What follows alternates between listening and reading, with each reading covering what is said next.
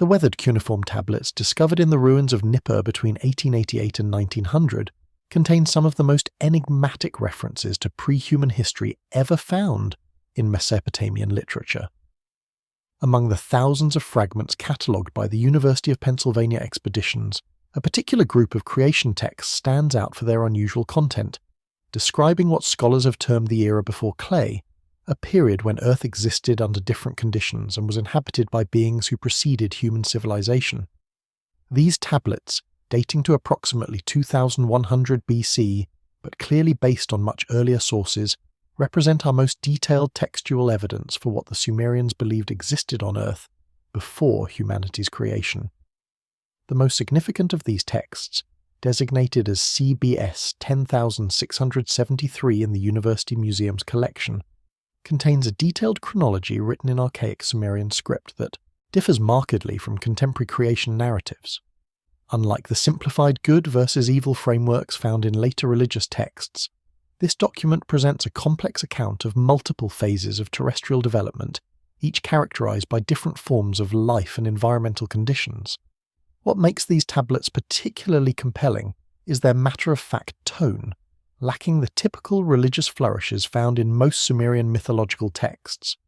They read more like administrative records or historical chronicles than creation mythology.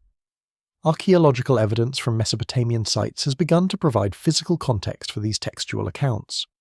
Recent excavations beneath the earliest known Sumerian settlements have uncovered geological layers containing evidence of sophisticated modification to the landscape that predates known human habitation by thousands of years.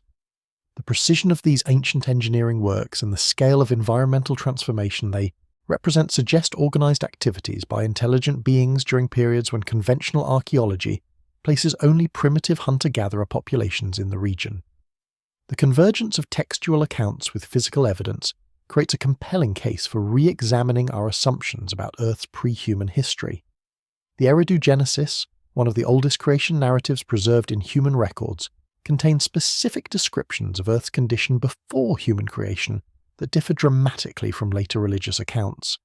The fragmentary tablets from the Old Babylonian period, housed in the British Museum and the University of Pennsylvania, describe a planet that was already ancient when the Anunnaki arrived, having undergone multiple phases of development that created the conditions necessary for complex life. The most complete version of this text, designated as tablet number 11652 in the British Museum's Cuneiform collection, opens with a description that translates as when the heavens had been separated from the earth, when the earth had been delimited from the heavens. This phrasing suggests a specific event of planetary separation rather than abstract creation from nothing, implying that Earth existed in a different configuration before the conditions described in the text were established. The Eridu fragments describe Earth's surface as initially covered by waters of the above and waters of the below, with no distinction between ocean and atmosphere. The text states that Namu, described as the primordial mother, presided over these undifferentiated waters before the process of separation began. Geological evidence supports the existence of a period in Earth's early history when atmospheric water vapor content far exceeded current levels, creating greenhouse conditions that would match the tablet's description of merged waters. Analysis of ancient zircon crystals from Western Australia, some dating to over 4 billion years ago, reveals oxygen isotope ratios indicating that liquid water existed on Earth's surface far earlier than conventional models predicted, during a period when the planet's atmosphere differed substantially from current composition. The Eridu text continues by describing the establishment of the Anki, the bond between heaven and earth, through processes that divided the waters and created stable atmospheric conditions. The tablet specifies that this division required what the Sumerian text calls the Namtar of heaven, literally the decreed fate or predetermined sequence of heaven. This technical terminology suggests systematic processes rather than instantaneous magical creation. The text describes how the waters of the above were confined to specific boundaries, while the waters of the below were gathered into designated places, creating the separation necessary for dry land to appear. This sequence matches remarkably well with geological understanding of how Earth's oceans formed through condensation of atmospheric water vapor as the planet cooled, combined with water delivered by cometary impacts during the late heavy bombardment period, approximately 3,800,000,000 years ago. The tablets describe Earth during this primordial period as possessing what translates as the seed of life, but not yet the forms of life. This distinction between potential and actuality appears consistently throughout Sumerian creation literature. The Eridu Genesis specifies that Earth contained all the elements necessary for life, but required additional processes to activate these potentials into actual living organisms. Modern astrobiology recognizes similar conditions during Earth's Hadean and early Archean eons, when the planet possessed water, carbon compounds, and energy sources necessary for life, but the emergence of actual biological organisms required specific chemical processes to organize these elements into self-replicating systems. The precision of this ancient distinction between life's prerequisites and life's emergence suggests observational knowledge rather than philosophical speculation. Particularly significant are the tablets' references to multiple attempts at establishing stable conditions before successful completion. The text describes how the first separation of waters failed to maintain stability, requiring additional interventions to establish permanent atmospheric and oceanic boundaries. This account of trial and correction matches geological evidence of dramatic atmospheric changes during Earth's early history, including the proposed snowball Earth events where the planet experienced complete or near-complete glaciation before returning to more moderate conditions. Ice core data and sedimentary evidence indicate that Earth underwent at least two major glaciation events during the Proterozoic eon, approximately 700 million and 650 million years ago, each followed by rapid warming that restored liquid oceans. The Eridu text's description of repeated attempts at establishing stable conditions appears to preserve knowledge of these actual planetary climate transitions. The chronology provided in the Eridu Genesis indicates that vast periods elapsed between the initial separation of waters and the emergence of the first gods who would later create humanity. The text employs the Sumerian term shah as a unit of measurement, with scholarly consensus suggesting this represents a period of 3,600 years. The tablets specify that 10 shah passed between the separation of waters and the establishment of the first divine city, indicating a span of 36,000 years during which Earth existed in a pre-civilizational state. However, alternative interpretations of shah as representing longer astronomical cycles would extend this period dramatically. If shah corresponds to the precessional cycle of 25,920 years, as some researchers have suggested based on Babylonian astronomical texts, the Eridu chronology would place the separation of waters approximately 259,200 years before the establishment of divine civilization, a time frame that aligns more closely with geological evidence for the stabilization of Earth's current climate regime. Scattered references throughout Sumerian literature mention the Tablets of Destinies as containing the complete chronology of Earth from its formation through multiple ages preceding human civilization. Unlike mythological interpretations that view these as mere symbols of divine authority, careful analysis reveals they functioned as actual historical records documenting planetary development across vast timescales. The most detailed description appears in the Epic of Abzu, preserved on tablets from the Library of Ashurbanipal at Nineveh and catalogued as tablet number K 3454 in the British Museum collection. This text describes the Tablets of Destinies as containing the decrees of heaven and earth from the first day, comprehensive records that encompassed not only the immediate present, but the entire history of planetary development from initial formation through successive ages of transformation. The Epic of Abzu provides specific details about the physical nature of these tablets that distinguish them from ordinary clay documents. The text describes them as shining like the stars and speaking with voices like thunder when consulted. These unusual characteristics suggest technological devices rather than conventional written records. The description of luminous properties and sound generation capabilities indicates the Tablets of Destinies functioned as active information storage and retrieval systems, possibly incorporating crystalline or metallic components that could display information through light emission and auditory signals. This interpretation gains support from archaeological discoveries of unusual artifacts at Mesopotamian temple sites, including precisely cut crystalline objects and metallic devices, with properties suggesting information processing capabilities.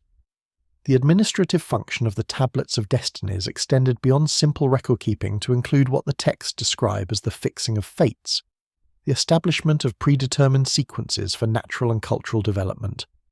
Babylonian astronomical texts from the Seleucid period preserve mathematical tables that calculate planetary positions and celestial events across spans of hundreds of thousands of years, demonstrating that Mesopotamian scholars possessed the computational tools necessary for long-range chronological planning.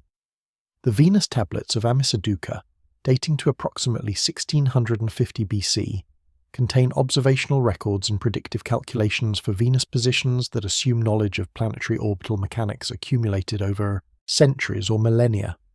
The precision of these calculations indicates access to comprehensive astronomical databases that recorded observations across extended time periods, databases that may have derived from the chronological information preserved in the Tablets of Destinies. References in the Babylonian creation epic Enuma Elish describe how possession of the Tablets of Destinies granted authority over the appointed times and seasons, control over the cyclical processes that govern natural phenomena. This administrative function required detailed knowledge of astronomical cycles, geological processes, and biological rhythms that determine the timing of seasonal changes, agricultural cycles, and environmental transitions. The text specifies that the tablets contained not merely past records but future projections, calculations of coming events based on cyclical patterns. Modern systems theory recognizes that accurate long-range prediction requires comprehensive historical data combined with sophisticated modeling of cyclical processes. The Mesopotamian emphasis on the predictive capabilities of the Tablets of Destinies suggests they incorporated advanced analytical methods for projecting future conditions based on accumulated historical records. The chronological information preserved in the Tablets of Destinies apparently included detailed records of Earth's geological history, documenting the major transitions that transformed the planet from its initial formation through successive stages of development. Sumerian and Babylonian king lists consistently reference a time before the flood when different conditions prevailed on Earth, and different types of beings inhabited the planet. These pre-flood chronologies describe multiple world ages, each characterized by specific environmental conditions and dominant life forms. The Sumerian king list, preserved in multiple copies including the Well-Blundell prism dating to approximately 2170 BC, begins with a statement after the kingship descended from heaven. The kingship was in Eridu, indicating that even the earliest divine rulers governed during a specific phase of Earth's development, rather than from the planet's initial formation. The king list's antediluvian section records the reigns of 8 kings who ruled for a total of 241,200 years before the flood, durations that conventional scholarship dismisses as mythological exaggeration. However, if these figures represent actual chronological records preserved from the Tablets of Destinies, they document the time span during which the Anunnaki established and maintained their initial operations on Earth before the catastrophic flooding that reset planetary conditions.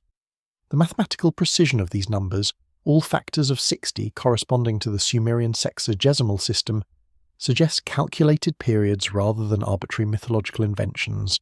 The consistency of these extended chronologies across multiple independent Mesopotamian sources indicates they derive from a common authoritative record, likely the Tablets of Destinies that were consulted by scribes compiling these later texts.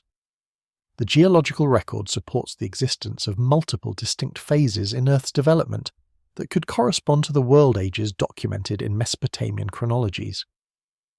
The planet's 4,600,000,000 year history divides into eons characterized by dramatically different atmospheric compositions, surface temperatures, and biological conditions.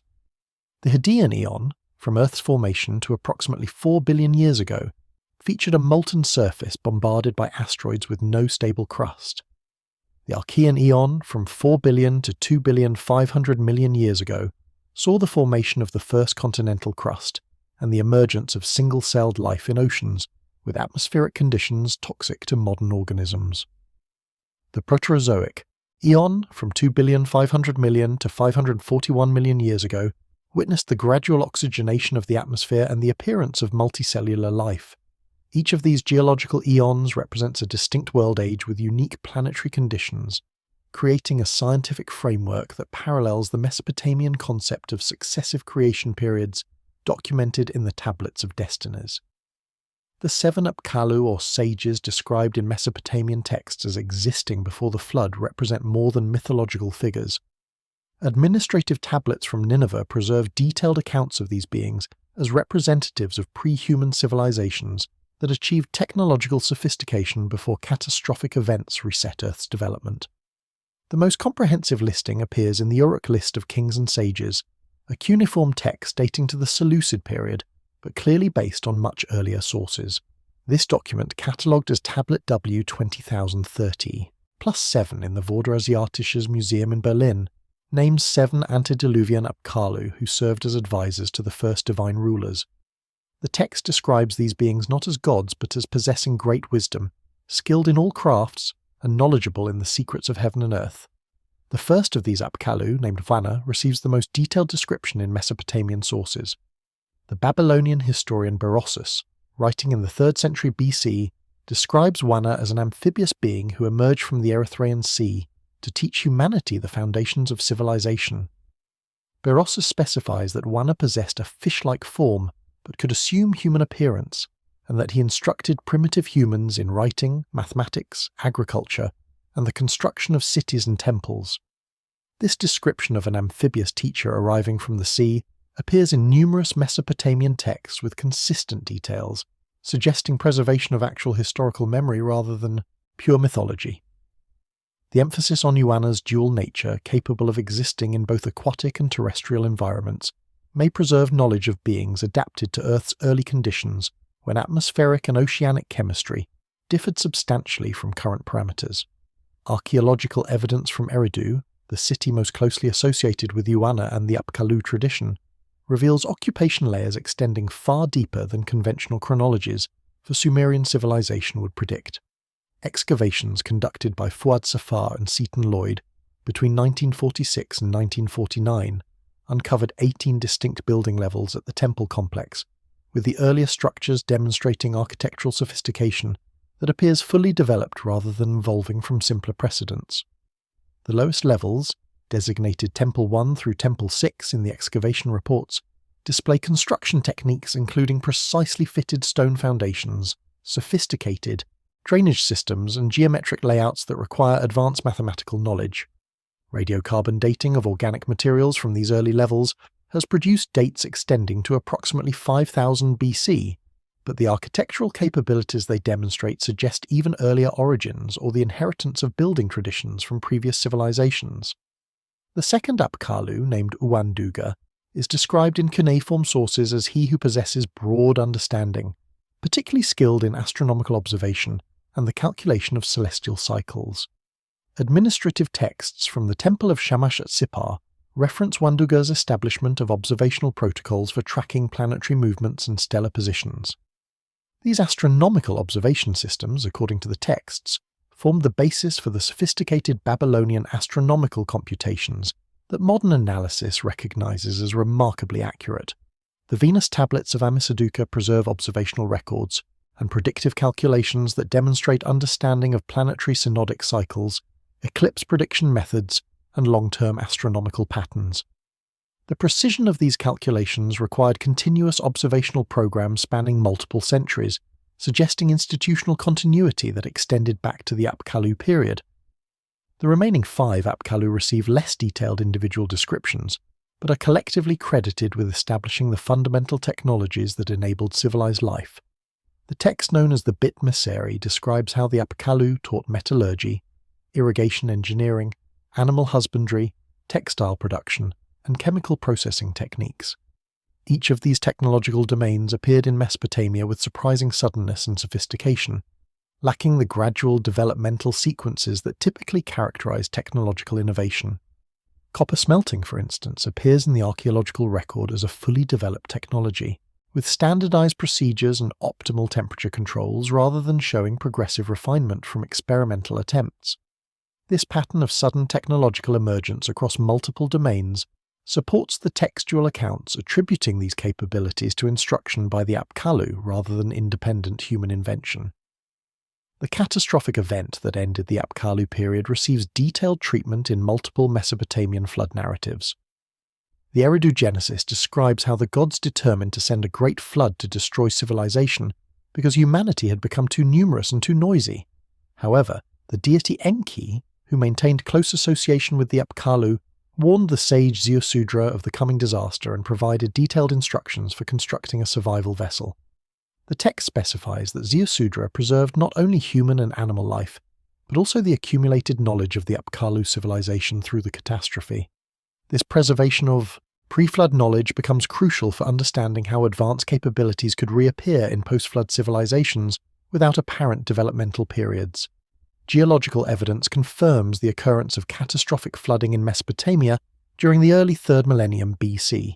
Excavations at conducted by Leonard Woolley between 1922 and 1934 uncovered a sterile clay layer approximately 8 feet thick, separating earlier cultural deposits from later Sumerian civilization. This flood deposit, dated to approximately 2900 BC through stratigraphic analysis, represents an inundation of extraordinary magnitude that covered the entire southern Mesopotamian plain. Similar flood deposits have been identified at Uruk, Kish, Shuruppak, and other major Sumerian cities, indicating that the catastrophe affected the entire region simultaneously. The uniformity of these deposits across vast geographical areas suggests coordinated causes rather than localized weather events supporting the textual accounts of a deliberately induced global or regional flooding. Ground-penetrating radar surveys and deep core sampling beneath Mesopotamian tell sites have revealed evidence of large-scale landscape modification predating known human habitation. These engineered features include drainage systems, foundation works, and geometrically precise earthworks that demonstrate organized activities by intelligent beings during periods conventionally attributed to purely natural geological processes. The most extensive evidence comes from surveys conducted beneath the site by the British Museum's Department of the Middle East, using ground-penetrating radar and electromagnetic induction techniques. These non-invasive surveys, performed between 2005 and 2008, detected extensive subsurface structures extending to depths of 12 meters below the current water table, far beneath the Sumerian occupation layers that conventional archaeology recognizes. The subsurface structures revealed by these surveys demonstrate geometric precision and systematic organization inconsistent with natural geological formations. The radar returns show linear features extending for hundreds of meters in precisely oriented alignments, rectangular enclosures with uniform dimensions, and circular structures with radial symmetry. Computer analysis of the survey data reveals that these features follow architectural planning principles based on standardized measurement units and geometric relationships. The spacing of parallel linear features, for instance, corresponds to regular intervals of 60 Sumerian cubits, approximately 30 meters, suggesting construction according to predetermined specifications rather than organic development. Core samples extracted from locations corresponding to these subsurface anomalies have recovered materials that demonstrate artificial modification and technological processing. Samples from depths of 8 to 10 meters below the current surface contain ceramic fragments with firing temperatures and composition ratios that differ from known Sumerian pottery. Metallurgical analysis of these deep-layer ceramics reveals aluminum oxide contents exceeding 20%, substantially higher than natural clay deposits in the region. The production of ceramics with these composition ratios requires deliberate addition of refined aluminum compounds and firing protocols that achieve temperatures above 1,300 degrees Celsius, capabilities not documented in early Mesopotamian civilization, but consistent with more advanced manufacturing processes. The drainage systems detected in subsurface surveys demonstrate engineering sophistication that exceeds documented ancient capabilities.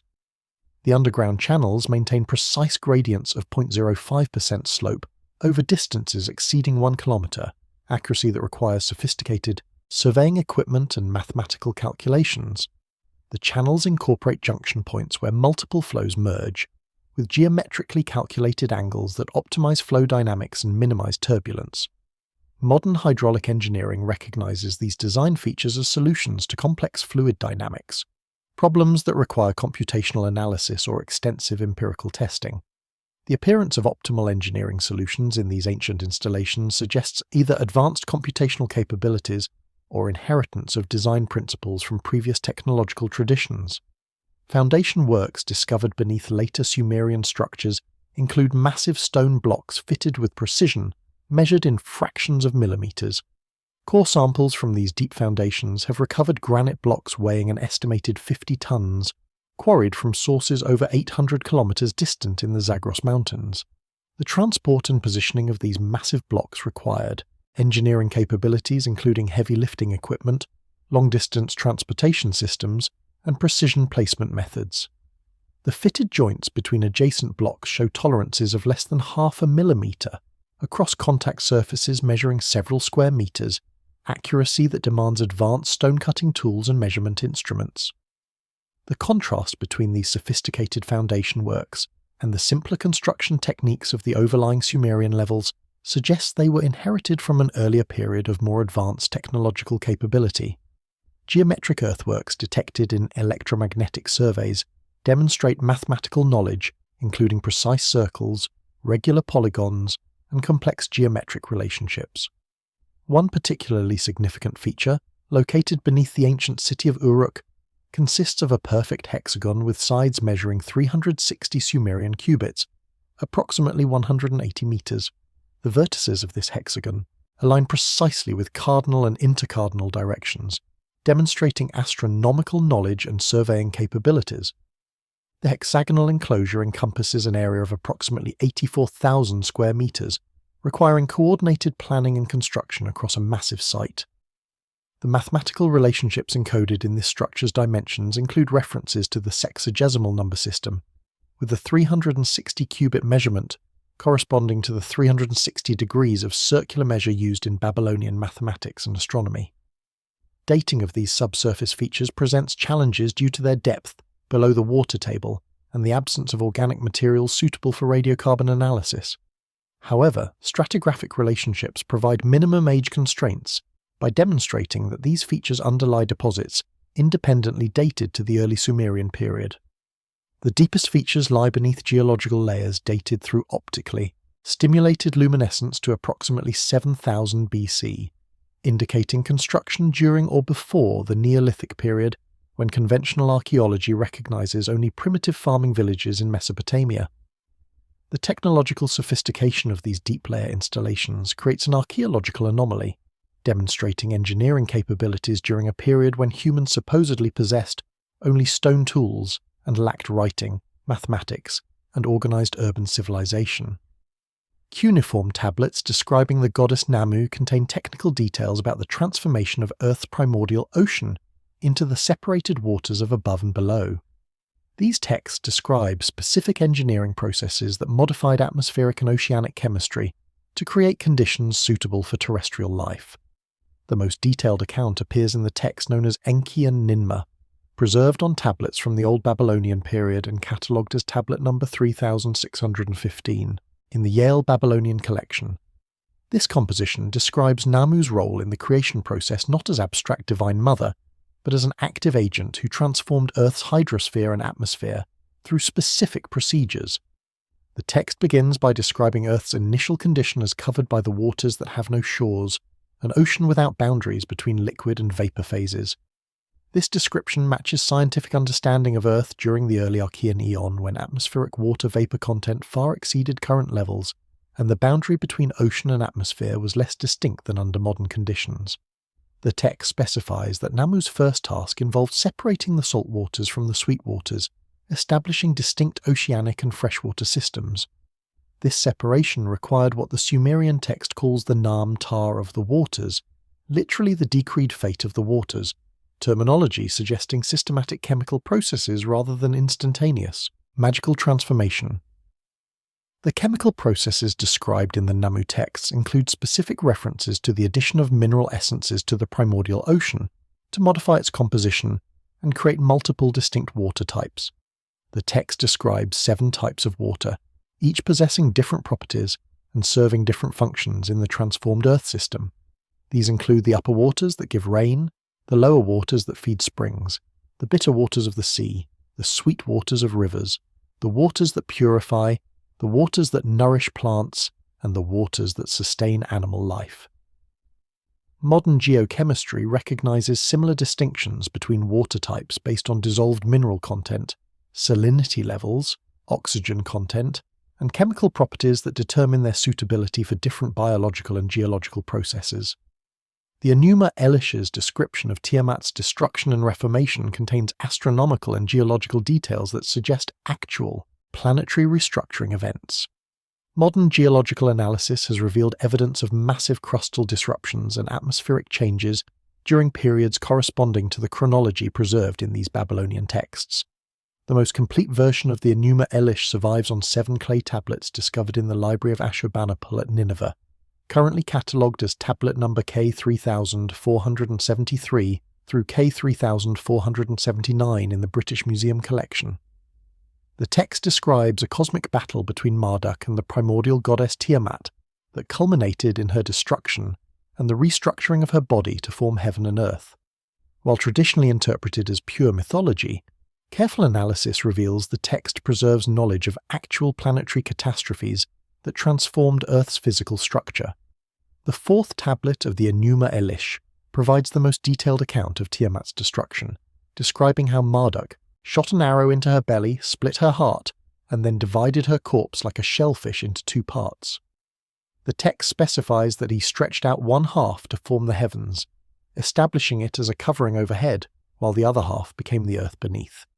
This division imagery corresponds precisely to the concept of crustal separation and reformation that occurs during major tectonic events. Geological evidence reveals that Earth's continental crust has undergone multiple episodes of catastrophic fragmentation and reassembly throughout its history, most notably during the breakup of the supercontinent Pangaea approximately 200 million years ago, and earlier supercontinental cycles extending back billions of years. The Enuma Elish contains specific details about the cosmic battle's effects on Earth's rotation and orbital characteristics that demonstrate remarkable astronomical knowledge. The text describes how Marduk established the stations of the great gods in the sky, fixed the celestial year and defined its divisions, and caused the moon to shine forth to mark the nights and define the days of the month. These descriptions indicate deliberate establishment of Earth's current rotational period, orbital parameters, and lunar cycles, suggesting these characteristics were not original planetary features but resulted from catastrophic events. Modern astronomical analysis has revealed that Earth's rotation rate and axial tilt have changed dramatically throughout geological history due to large-scale impacts and gravitational interactions. The Moon's formation through the giant impact hypothesis, where a Mars-sized body collided with early Earth approximately 4,500,000,000 years ago, fundamentally altered Earth's rotation and established the current day length and axial tilt. The text's description of establishing bars and posting guards to prevent Tiamat's waters from escaping refers to the creation of stable oceanic basins and atmospheric boundaries that contain Earth's hydrosphere. The Enuma Elish specifies that Marduk measured the structure of the deep, established the Abzu as a dwelling for Ea, and created chambers in the sky and Earth. These chambers correspond to the layered structure of Earth's atmosphere and interior, with distinct zones characterized by different pressures, temperatures, and chemical compositions. The precision of this ancient description matches modern understanding of Earth's structure as consisting of discrete layers, including the inner core, outer core, mantle, and crust, each with unique physical properties determined by depth, dependent pressure, and temperature conditions. References to the mixing of Tiamat's blood with Earth to create humanity appear in the 6th tablet, providing additional details about the planetary restructuring process. The text describes how Kingu, Tiamat's consort and commander of her forces, was slain and his blood used to fashion mankind. This account preserves knowledge of the incorporation of extraterrestrial material into Earth's composition through impact events. Chemical analysis of Earth's mantle and crust reveals enrichment in siderophile elements, including gold, platinum, and iridium, that should have segregated into Earth's core during planetary differentiation. The unexpected presence of these elements in accessible crustal layers indicates they were delivered by later impacts after core formation was complete, exactly matching the Enuma Elish's description of foreign material being mixed with Earth to create new conditions suitable for life. The chronological framework provided in the Enuma Elish places these planetary restructuring events in a sequence that corresponds to the geological timeline of major Earth-shaping catastrophes. The text describes multiple generations of divine beings existing before Marduk's confrontation with Tiamat, with each generation representing a distinct phase of planetary evolution. If the Generational periods correspond to geological eons, as the precise astronomical references in the text suggest.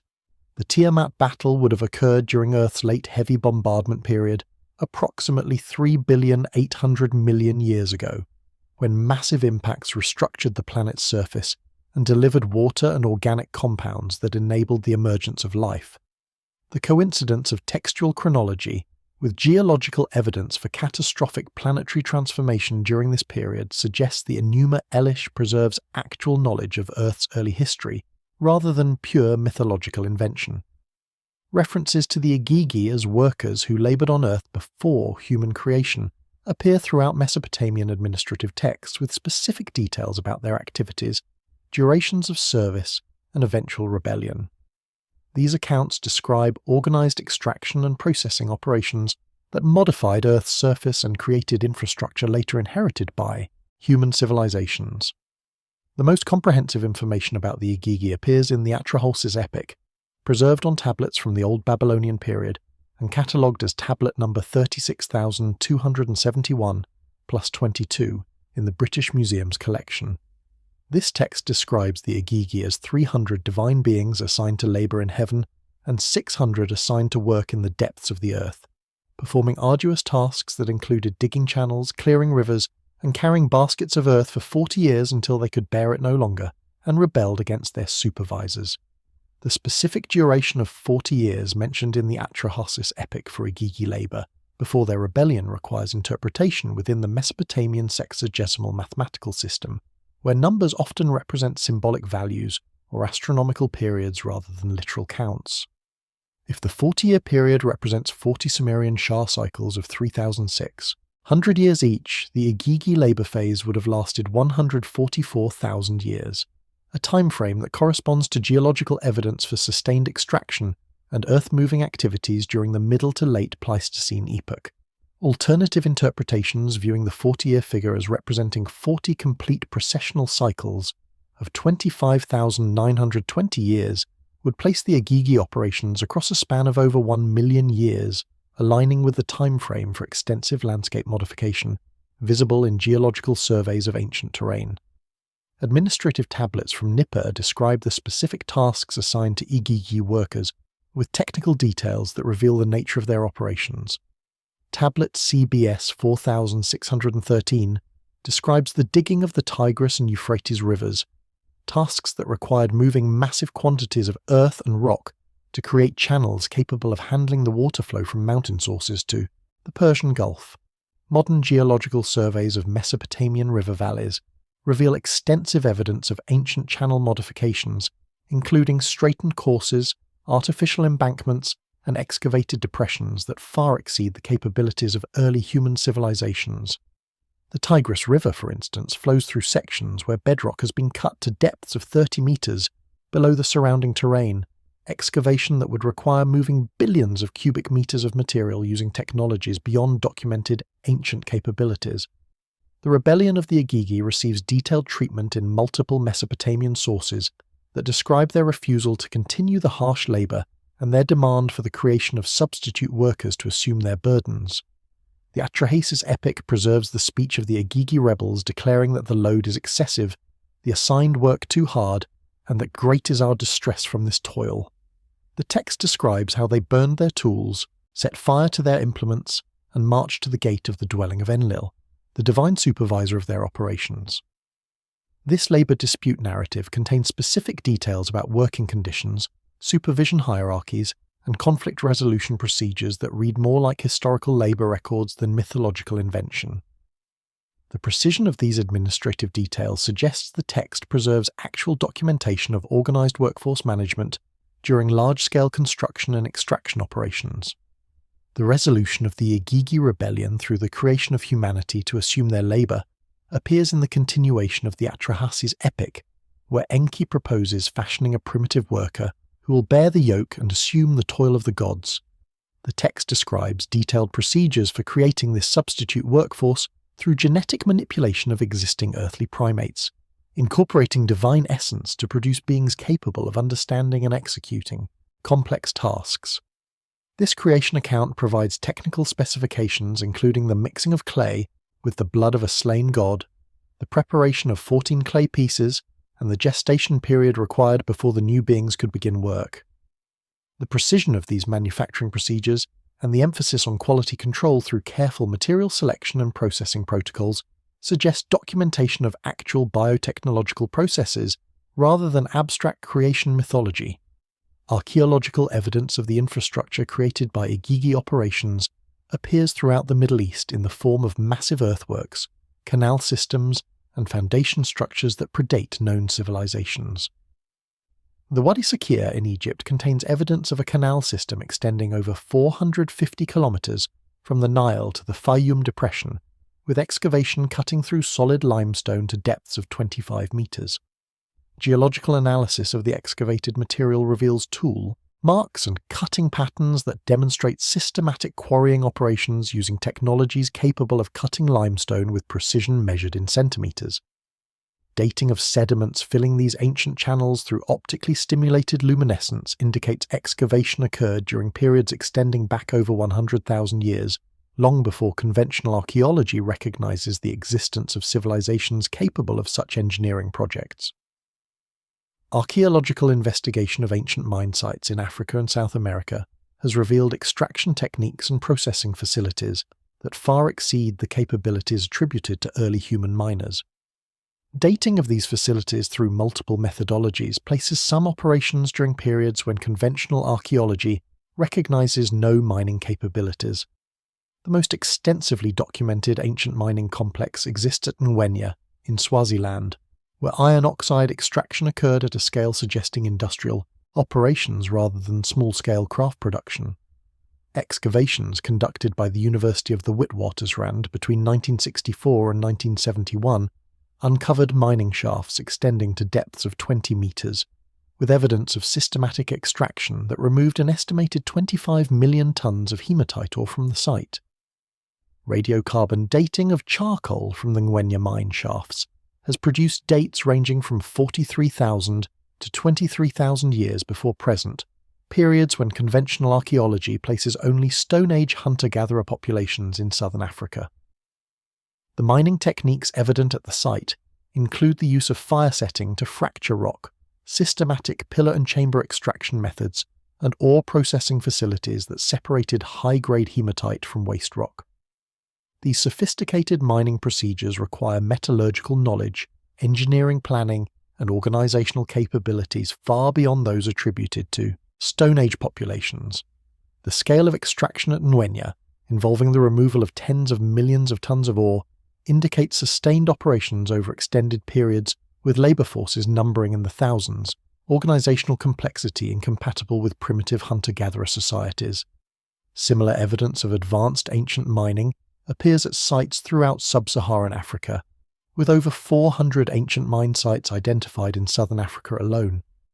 The Peak mining site in Zimbabwe contains over 700 ancient shafts and extensive surface workings that extracted copper, gold, and iron ores using techniques including vertical shaft excavation, horizontal drift mining, and underground chamber extraction.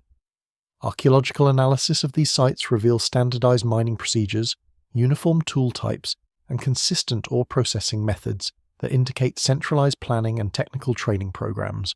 The distribution of these mines across vast geographical areas and the uniformity of their operational procedures suggest coordination by an organized mining industry, rather than independent small-scale operations. The Copper Ridge Mine in Michigan provides evidence of ancient copper extraction in North America on a scale that rivals modern industrial mining. Archaeological surveys of the Lake Superior Copper District have documented over 5,000 ancient mining pits, extending across an area of 200 by 150 kilometers. Estimates of the total copper extracted from these ancient operations range from 500 million to 1,500,000,000 kilograms, quantities that would have required sustained mining activity by large workforces over centuries or millennia. The missing copper, which does not appear in archaeological sites of indigenous North American cultures in quantities approaching the extracted amount, presents an enduring mystery. The most plausible explanation involves export of the copper to distant locations, possibly overseas, requiring maritime transportation capabilities and international trade networks during prehistoric periods. dating of the Michigan copper mining operations presents challenges due to the absence of organic materials in direct association with mining activities, but indirect dating methods provide time-frame estimates. The mining pits were excavated into glacial deposits that became exposed following the retreat of the Laurentide ice sheet approximately 10,000 years ago, providing a maximum age for mining activities. However, the scale of extraction and the advanced state of vegetation regrowth over abandoned workings when European explorers first encountered the sites in the 17th century indicates that mining ceased thousands of years before European contact. Native American oral traditions preserved among the Ojibwe and other Great Lakes tribes describe the ancient mines as the work of light-skinned bearded foreigners who came from across the Great Water, operated the mines for many generations, and then departed suddenly, taking their copper with them. Processing facilities associated with ancient mining operations demonstrate technological capabilities, including ore beneficiation, smelting, and metal refining that require sophisticated metallurgical knowledge. The Ron-Phaiban tin mining district in Thailand contains ancient processing sites with evidence of gravity separation techniques, hydraulic washing systems, and high-temperature furnaces capable of smelting tin from low-grade ores. Archaeological excavation of these processing facilities has recovered ceramic crucibles, with residues showing tin purities exceeding 98%, indicating advanced refining capabilities. Radiocarbon dating of charcoal from smelting furnaces has produced dates extending back over 3,000 years, but the technological sophistication of the facilities suggests even earlier origins with continued operations over extended periods. The chemical composition of metal artifacts recovered from ancient contexts provides additional evidence of advanced metallurgical capabilities. Bronze implements from early Mesopotamian sites show tin content percentages optimized for specific applications, with tools containing 8 to 12% tin for optimal hardness and durability, while decorative objects contain higher tin percentages for improved casting and finishing properties. This metallurgical optimization requires understanding of alloy phase diagrams and material properties that conventional history attributes to much later periods. The consistency of optimal alloy compositions across multiple ancient sites indicates standardized metallurgical knowledge transmitted through technical training programs rather than discovered through random experimentation. Sumerian texts describe the Abzu as Enki's subterranean domain containing vast facilities beneath Earth's surface. Recent discoveries of extensive underground chamber networks beneath Mesopotamian sites reveal precision-engineered spaces that match textual descriptions and demonstrate construction capabilities exceeding known ancient technologies. The Abzu appears throughout Sumerian literature not as an abstract mythological concept, but as a specific physical location with defined geographical boundaries and architectural features. The text known as Enki and the World Order describes the Abzu as the foundation of Eridu, located beneath the city and extending to unknown depths, containing chambers filled with fresh water, precious materials, and advanced equipment. The most detailed architectural description of the Abzu appears in the text Enki and Ninhursag, preserved on tablets from the Old Babylonian period and catalogued as object number 9034 in the University of Pennsylvania Museum collection. This text describes underground chambers arranged in 7 levels, each level serving specific functions related to water management, or processing, knowledge preservation, and divine habitation. The text specifies that the chambers were lined with precious stones, sealed against water infiltration, and equipped with lighting systems that illuminated the interior spaces without flame. These technical details describe a sophisticated underground complex with capabilities including waterproofing, artificial lighting, and multi-level architectural organization. Archaeological investigation of the Eridu site has confirmed the existence of underground structures beneath the surface temple complexes, though full exploration remains limited by groundwater levels and structural preservation concerns. Excavations directed by Fuad Safar between 1946 and 1949 uncovered shaft entrances leading downward from the temple complex, with masonry-lined passages descending to depths of 12 meters before becoming inaccessible due to water infiltration. The exposed portions of these underground passages demonstrate construction techniques including corbelled ceilings, waterproof bitumen ceiling, and precisely fitted stone blocks that create load-bearing structures capable of supporting massive overburden. Ground-penetrating radar surveys conducted at Eridu between 2006 and 2009 by the Iraq State Board of Antiquities and Heritage revealed extensive subsurface anomalies consistent with large chambers extending to depths exceeding 20 meters below the current ground surface. The radar data shows rectangular voids measuring up to 30 meters in length and 12 meters in width, arranged in geometric patterns suggesting planned architectural layouts. The survey results indicate these chambers remain largely intact despite millennia of abandonment, protected by sophisticated construction techniques that prevented collapse and water damage. The preservation of these underground structures across such extended periods indicates construction using engineering principles and materials that far exceeded typical ancient building capabilities. Similar underground complexes have been discovered beneath other major Mesopotamian sites, creating a network of subterranean facilities extending across the region. The Uruk site contains evidence of underground chambers arranged in a pattern matching the Abzu description from Cuneiform texts, with shaft access points leading to multi-level spaces designed for specific functions. Excavations in the Eanna district of Uruk uncovered sealed chambers containing crystalline deposits, metallic residues, and ceramic fragments with chemical compositions indicating use in high-temperature processing operations. The distribution of these subsurface facilities beneath multiple cities suggests coordinated construction following standardized architectural plans, indicating centralized planning and technical knowledge sharing across the entire Sumerian civilization. The functional purposes of Abzu chambers become clearer through analysis of residual materials and architectural features. Water management facilities include channels carved through bedrock with precise gradients that maintain optimal flow rates, reservoir chambers with sealed walls that prevent seepage, and distribution systems that supplied surface temples and urban areas with fresh water. The engineering calculations required for these hydraulic systems demonstrate understanding of fluid dynamics, aquifer characteristics, and long-term water resource management that exceeds documented ancient capabilities. Chemical analysis of mineral deposits in these underground water systems reveals evidence of filtration and purification processes that removed contaminants and improved water quality beyond natural aquifer characteristics. Processing facilities within the Abzu complex include chambers with evidence of high-temperature operations, chemical synthesis, and material refinement. Excavations at multiple sites have recovered ceramic furnace linings capable of withstanding temperatures exceeding 1,500 degrees Celsius, crucible fragments with metallic residues indicating advanced alloy production, and chemical apparatus suggesting sophisticated laboratory operations. The technical capabilities represented by this equipment exceed conventional understanding of ancient Mesopotamian technology by substantial margins, indicating either much earlier origins for advanced metallurgy and chemistry, or inheritance of these capabilities from prehuman technological traditions, as the Sumerian texts explicitly claim. Cuneiform tablets from Uruk describe specific changes to Earth's atmospheric composition implemented by the Anunnaki to create optimal conditions for their operations. Chemical analysis of ice core samples and geological deposits reveals evidence of rapid atmospheric changes during periods corresponding to these textual accounts.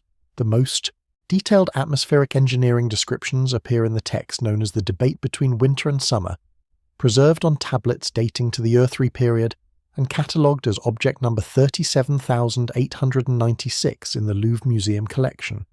This composition describes deliberate modification of seasonal patterns, precipitation distribution, and temperature regimes to optimize agricultural production and create favorable working conditions for divine operations on Earth. The text describes how Enlil established the boundaries of summer and winter, determined the length of each season, and fixed the amount of rain that would fall during specific periods. These descriptions indicate active climate management rather than passive observation of natural cycles. The precision of the seasonal specifications in the text, including exact counts of days for each season and specific rainfall amounts measured in Sumerian capacity units, suggests these parameters were established through deliberate intervention rather than arising from natural climate variations. Modern paleoclimatology has documented rapid climate transitions during the Holocene epoch that transformed regional temperature and precipitation patterns within timeframes of decades or centuries, changes that match the textual descriptions of deliberate atmospheric modification. ice core data from Greenland and Antarctica provides detailed atmospheric composition records extending back over 800,000 years, documenting changes in greenhouse gas concentrations, temperature proxies, and atmospheric chemistry. Analysis of ice cores retrieved by the European Project for Ice Coring in Antarctica reveals a period of rapid atmospheric change beginning approximately 11,700 years ago, marking the transition from the Younger Dryas cold period to the warmer Holocene climate. This transition occurred with remarkable speed, with Greenland temperatures increasing by approximately 10 degrees Celsius within a 50-year period, according to oxygen isotope analysis of the GISP2 ice core. The rapidity of this climate shift exceeds rates expected from natural orbital forcing, suggesting additional factors influenced atmospheric composition and energy balance during this transition period. The chemical composition of the atmosphere during this rapid transition shows anomalies that indicate non-natural influences on greenhouse gas concentrations. Methane levels recorded in ice cores show sharp increases that cannot be fully explained by natural wetland emissions or ocean clathrate release, the conventional explanations for Holocene methane variations. The methane concentration increased from approximately 400 parts per billion during the Younger Dryas to over 700 parts per billion during the early Holocene, changes that occurred in discrete pulses rather than gradual transitions. The isotopic composition of this atmospheric methane shows ratios that indicate mixed sources including biogenic production and thermogenic processes, suggesting deliberate release of stored methane reserves to enhance greenhouse warming and accelerate the climate transition.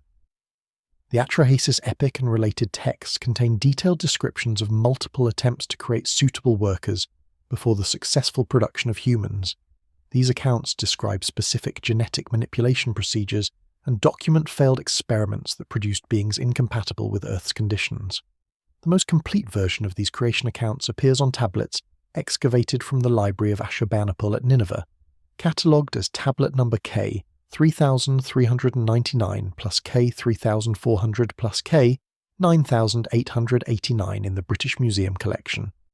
The text describes how the goddess Mami, also called Nintu or Beletili, worked under Enki's supervision to fashion a primitive worker through a process involving the mixing of divine essence with earthly clay, with the explicit goal of producing beings capable of bearing the labour burden of the gods. The creation process described in the Atrahasis epic involved multiple experimental phases before achieving successful results.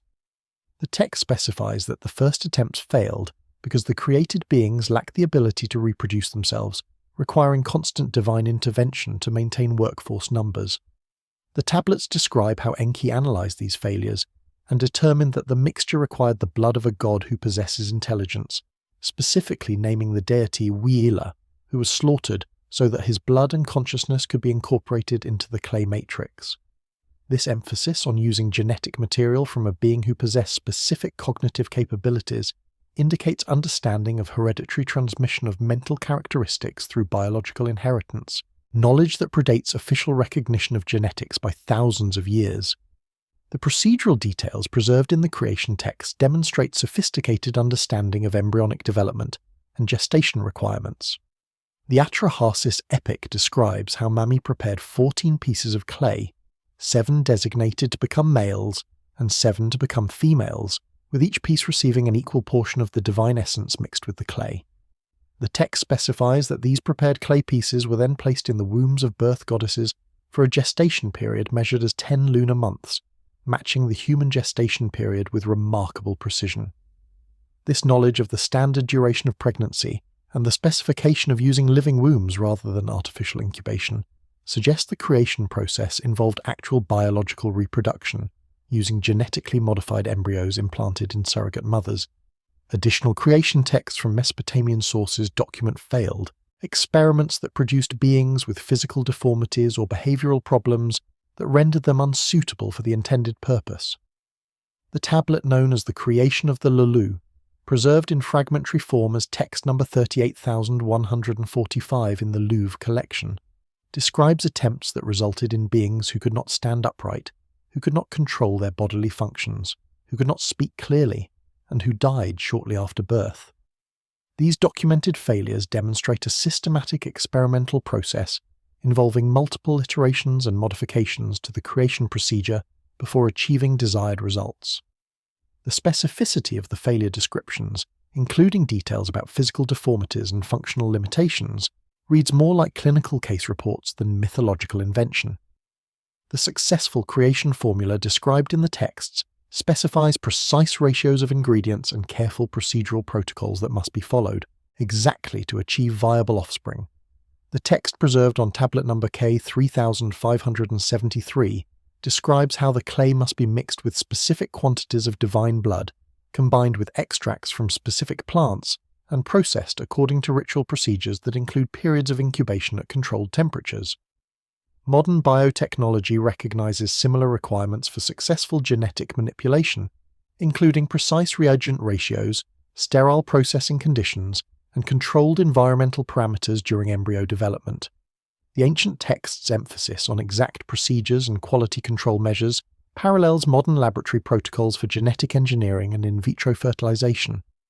The creation accounts also describe the establishment of ongoing reproductive capability in the successfully created humans, ensuring they could maintain their population through natural reproduction without requiring continued divine intervention. The text specifies that Mummy established the birthing procedure, determined the appropriate gestation period, and instituted the paturtu or midwife function to assist in human reproduction. This emphasis on creating self-sustaining biological reproduction demonstrates forward planning and understanding of population genetics, ensuring that the created workforce would be viable across multiple generations.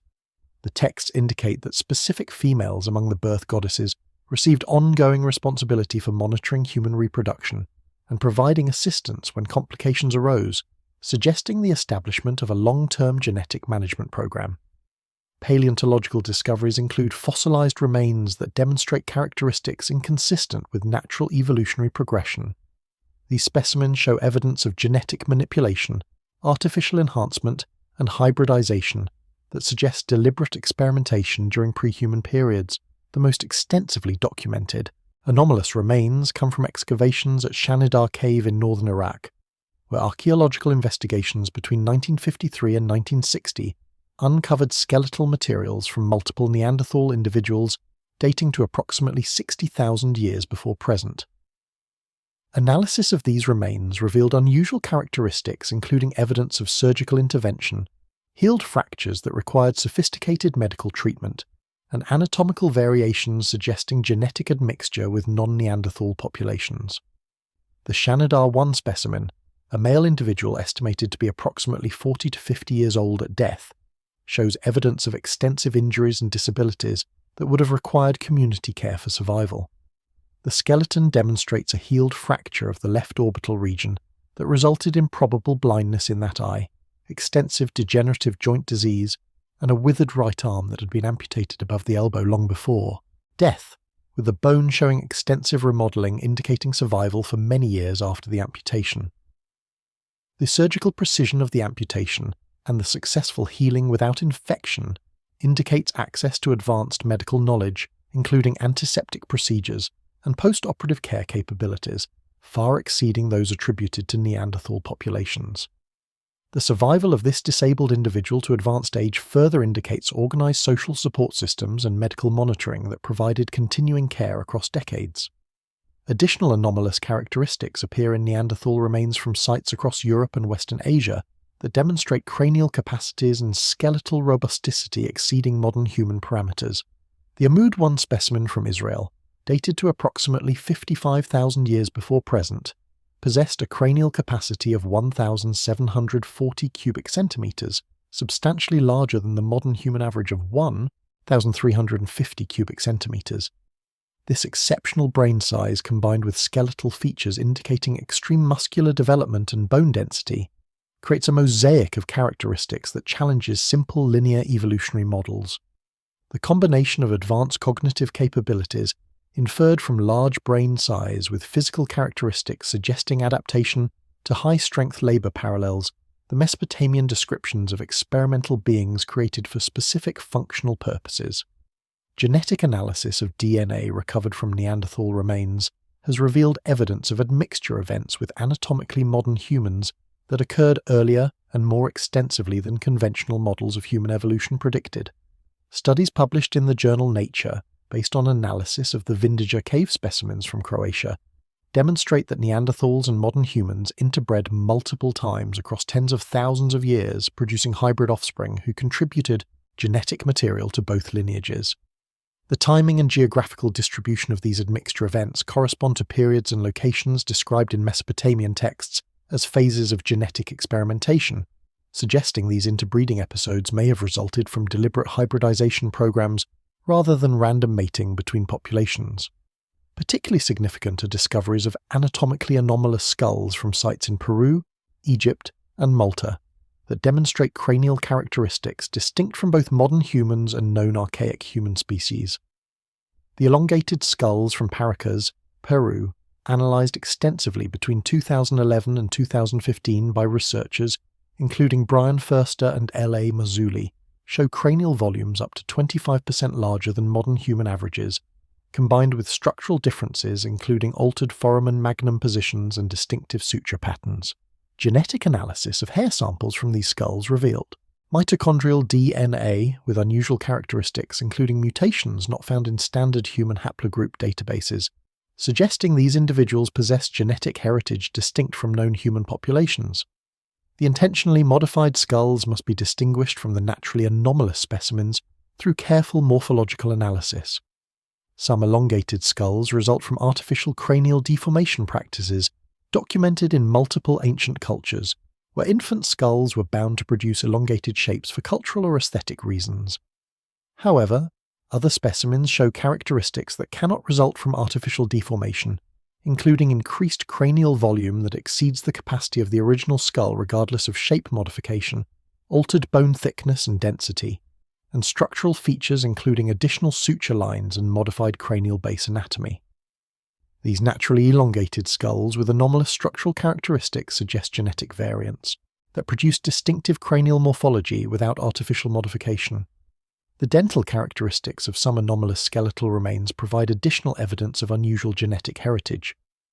Analysis of teeth from the Denisovan specimens discovered in Siberia revealed dental morphology distinctly different from both Neanderthals and modern humans, including exceptionally large molars with complex crown patterns and unusual root structures.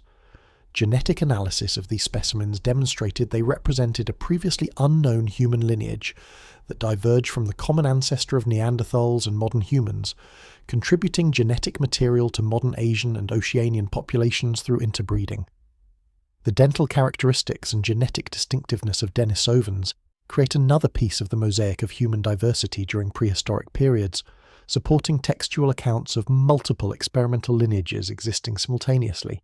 Sumerian flood narratives preserve detailed descriptions of antediluvian civilizations that achieved technological sophistication before catastrophic destruction. Archaeological evidence from underwater sites and deep geological strata confirms the existence of advanced settlements predating the flood events described in these texts. The most detailed pre-flood civilization accounts appear in the Sumerian king list, which explicitly divides its chronology into antediluvian and post-diluvian periods, with the flood serving as the defining catastrophe separating these eras.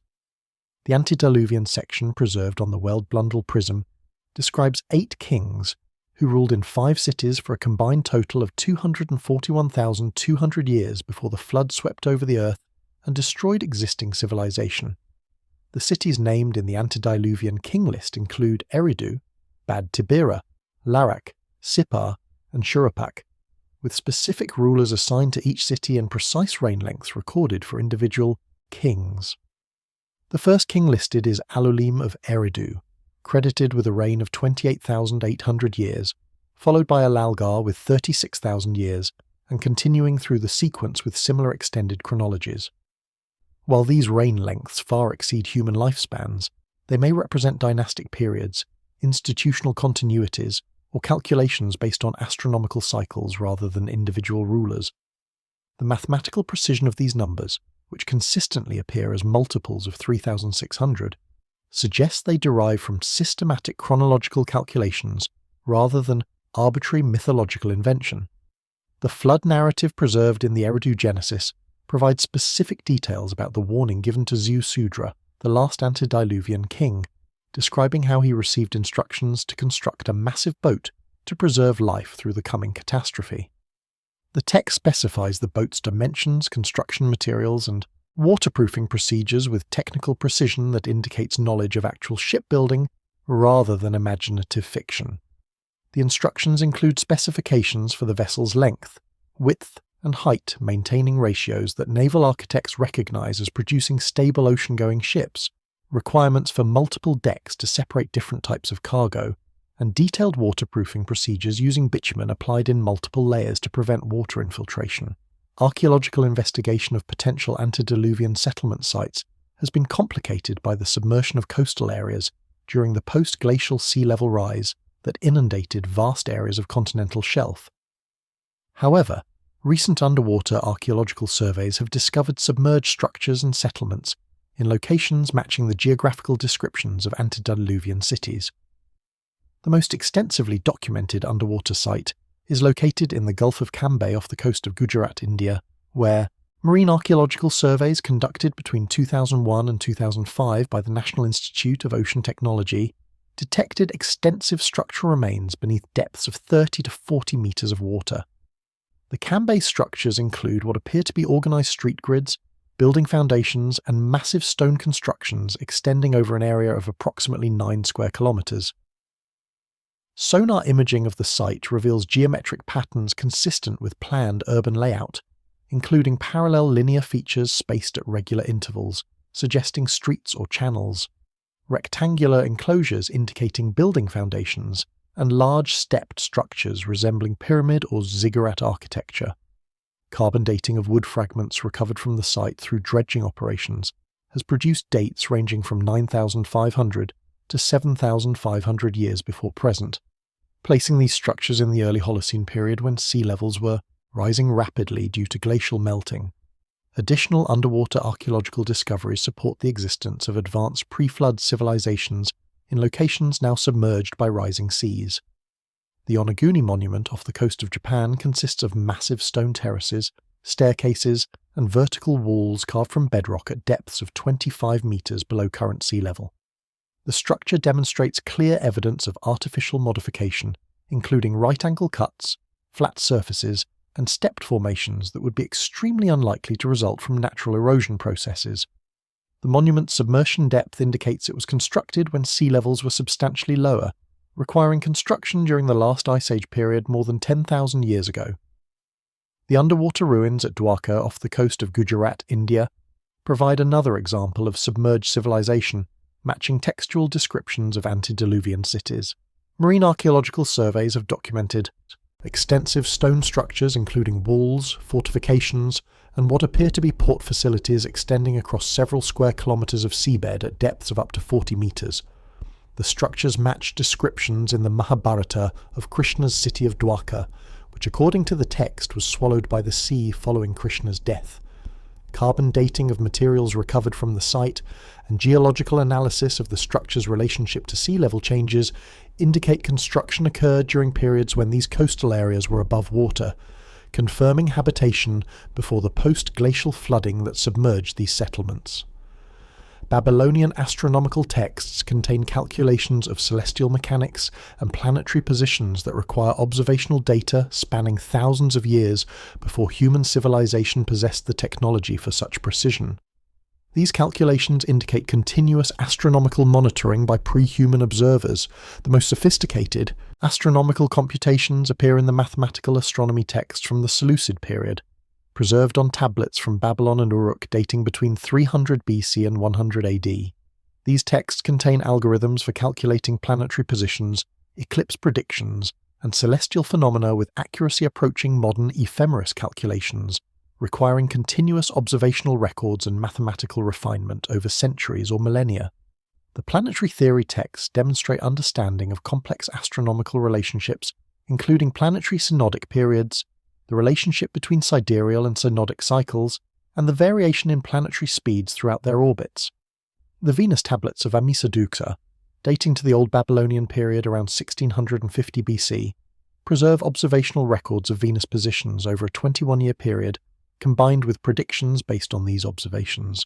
The accuracy of the predictions requires understanding that Venus appearances follow an 8-year cycle with slight variations, knowledge that demands multiple centuries of systematic observation to detect and quantify. The compilation of such comprehensive observational databases implies institutional continuity, maintaining astronomical monitoring programs across periods far exceeding individual human lifespans. The eclipse prediction capabilities demonstrated in Babylonian texts provide additional evidence of extended observational histories. The Saros cycle, an 18-year period after which eclipse patterns repeat, appears throughout Babylonian astronomical texts with precise calculations of eclipse timing and characteristics. However, accurate eclipse prediction requires not just knowledge of the Saros cycle, but also accounting for variations in the cycle's exact period and the geographical visibility of individual eclipses. The Babylonian eclipse texts demonstrate this sophisticated understanding, including corrections for cycle, variations and geographical factors that require observational records spanning multiple Saros cycles extending over centuries. The mathematical techniques used in Babylonian astronomical calculations demonstrate capabilities that parallel modern numerical methods.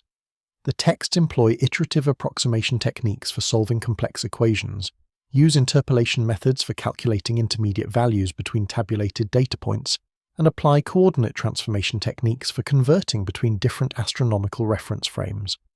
These mathematical procedures appear fully developed in the earliest surviving texts without evidence of gradual refinement, suggesting they were inherited from earlier sources rather than developed during the documented historical period.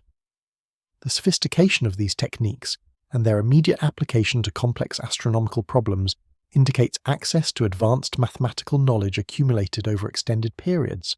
The precision of Babylonian astronomical constants provides further evidence of extended observational programs. The mean synodic month value used in Babylonian calculations equals 29.530588 days, matching the modern value to within 1 second. Achieving this level of precision requires averaging observations over multiple centuries to eliminate random errors and seasonal variations. Similarly, the Babylonian value for the mean solar year of 365.2467 days differs from the modern value by less than 1 minute, precision that demands multi-century observational programs. The accuracy of these fundamental astronomical constants indicates that Babylonian astronomers had access to observational databases extending far beyond the historical period documented in written records. Administrative tablets describe Enlil's dominion over atmospheric phenomena through technological systems rather than supernatural powers. Archaeological discoveries of ancient installations with capabilities for weather modification support textual accounts of deliberate climate management during prehuman periods. The most detailed descriptions of Enlil's atmospheric control capabilities appear in the text known as Enlil and Ninlil, preserved on tablets from the Old Babylonian period, catalogued as object number 11032 in the Erech Museum collection. This composition describes Enlil's authority over the winds, his control of storm systems, and his ability to determine precipitation patterns across vast geographical regions. The text specifies that Enlil operated from the Ika temple complex at Nippur, described as the bond between heaven and earth, and the location where atmospheric phenomena were monitored and controlled. Archaeological excavation of the Nippur temple complex has revealed architectural features suggesting functions beyond conventional religious activity. The excavations conducted by the University of Pennsylvania between 1888 and 1900 uncovered a massive ziggurat foundation with unusual structural elements including deeply buried chambers with sophisticated ventilation systems, metallic fittings embedded in walls and floors, and geometric arrangements of stone platforms that suggest mounting points for equipment. The atmospheric monitoring capabilities attributed to Enlil in administrative texts include detailed knowledge of wind patterns, precipitation cycles, and temperature variations across Mesopotamia and surrounding regions. Texts describe Enlil as determining when the rains would come, establishing the boundaries between wet and dry seasons, and controlling the severity of storms. Modern meteorology recognizes that weather modification requires understanding of atmospheric dynamics, including air pressure systems, moisture content, temperature gradients, and wind patterns. The precision of weather control described in the texts suggests access to comprehensive meteorological data and technological capabilities for influencing atmospheric conditions. Physical evidence of ancient weather modification technologies appears in the form of unusual installations discovered at sites associated with Enlil worship. The Nippur complex contains deeply buried chambers with architectural features suggesting atmospheric processing functions. These chambers include channels that appear designed for air circulation, surfaces treated with metallic compounds that could serve as catalysts for chemical reactions, and geometric arrangements of stone elements that create resonance patterns when subjected to airflow. The purpose of these installations remains unclear, but their architectural sophistication and location within the primary Enlil temple suggest they served functions related to atmospheric manipulation, as described in the texts. References throughout Mesopotamian texts to the power of sacred stones describe crystalline technologies used for energy generation and transmission. Archaeological recovery of precisely cut crystals with unusual electromagnetic properties from prehuman strata suggests these textual accounts preserve actual technological information. The most detailed descriptions of crystalline power systems appear in the text known as the Descent of Inanna, preserved on tablets from the Old Babylonian period and catalogued as object number 15,900 in the British Museum collection. This composition describes sacred stones called the Milam, literally meaning terrifying radiance, which generated light and power without fire or fuel and could be transported between different installations to activate dormant systems. The physical characteristics of these power stones, as described in cuneiform texts, include specific references to their ability to emit light, generate heat, and produce effects that the texts describe as making the air shimmer or causing invisible forces to move objects. The text preserved on tablet number K 3753 describes power stones mounted in specific geometric arrangements within temple chambers, where they functioned as sources of illumination and energy for ritual activities. The description specifies that these stones required no fuel or maintenance, but continued functioning indefinitely once properly installed and activated, characteristics consistent with passive energy systems rather than conventional combustion-based technologies. Archaeological discoveries of precisely manufactured crystals from Mesopotamian temple sites provide physical evidence supporting these textual accounts. Excavations at conducted by Leonard Woolley between 1922 and 1934, recovered numerous examples of precisely cut rock crystal and quartz objects from the Royal Cemetery, dating to approximately 2600 BC. These crystal artifacts include lenses with carefully ground, convex surfaces that focus light, geometric shapes with precisely parallel faces suggesting optical applications, and larger crystals with metallic mountings indicating they were held in fixed positions within architectural settings. The manufacturing precision required to produce these crystal artifacts, including surface finishes measured in fractions of wavelengths of light and geometric accuracies of less than 1 degree, demonstrates advanced optical knowledge and sophisticated fabrication capabilities. The electromagnetic properties of crystals recovered from ancient contexts reveal characteristics that support their use in energy generation or transmission applications. Analysis conducted by materials scientists at the University of Manchester examined quartz crystals from Mesopotamian archaeological sites using modern instruments, including X-ray crystallography and dielectric spectroscopy.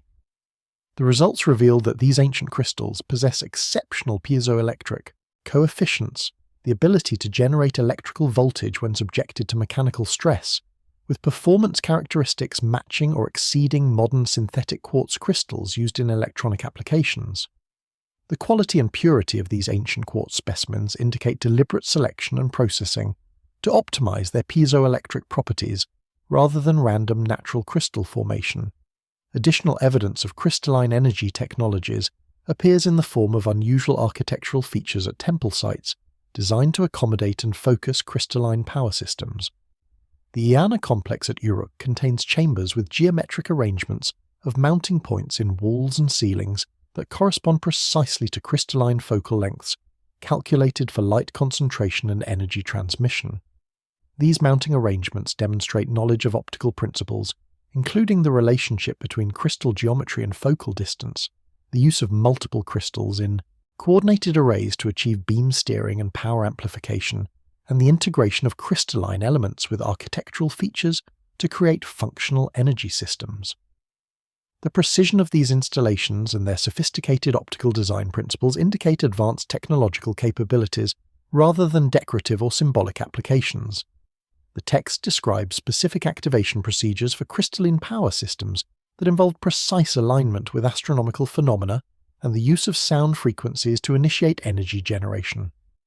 The ritual text preserved on tablet number CBS 2273 describes ceremonies conducted at the Temple of Enki, where sacred stones were exposed to sunlight at specific times of year while priests chanted particular frequencies, with the text noting that the stones would begin to glow and emit warmth when the procedures were performed correctly. Modern understanding of crystalline physics recognizes that certain crystals can be activated by specific wavelengths of light, and that acoustic vibrations at resonant frequencies can enhance piezoelectric effects, lending credibility to these ancient procedural accounts. The geographical distribution of high-quality crystal sources and the evidence of ancient extraction activities at these locations provides additional context for understanding the importance of crystalline technologies to pre-human and early human civilizations. The crystal quarries at Mount Ida in Turkey show evidence of systematic extraction dating back over 5,000 years, with mining shafts specifically targeting quartz veins with particular clarity in crystal structure. The selectivity of the mining operations and the advanced state of extraction techniques suggest miners possessed knowledge of crystal properties and deliberately sought specific crystal types for technological applications rather than simply collecting attractive stones for decorative purposes. Creation texts describe Lamu and Lahemu as the first beings to emerge from the primordial waters, existing in forms adapted to Earth's early conditions. Geological evidence of fossilized structures with characteristics matching these descriptions has been discovered in ancient seabed formations.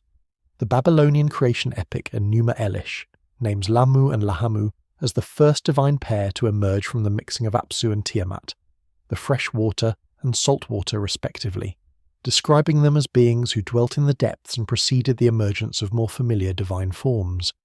The text specifies that these primordial beings existed during a period when the heavens had not yet been named, and the earth below had not been called by name, placing them in the earliest phases of planetary development. The physical descriptions of Lahmu and Lahamu in Mesopotamian iconography present them as beings with both aquatic and terrestrial characteristics. Cylinder seals from the Akkadian period, dating to approximately 2300 to 2200 BC, depict Lamu as a male figure with a long beard composed of flowing curves that resemble both hair and water, wearing a distinctive horned crown, and sometimes shown emerging from or surrounded by wave-like patterns. The artistic conventions used to represent Lamu emphasize his association with water and suggest a being adapted to aquatic environments, yet capable of terrestrial activity. The consistency of these iconographic representations across multiple periods and geographical locations indicates they preserve standardized knowledge about Lamu's characteristics rather than artistic improvisation.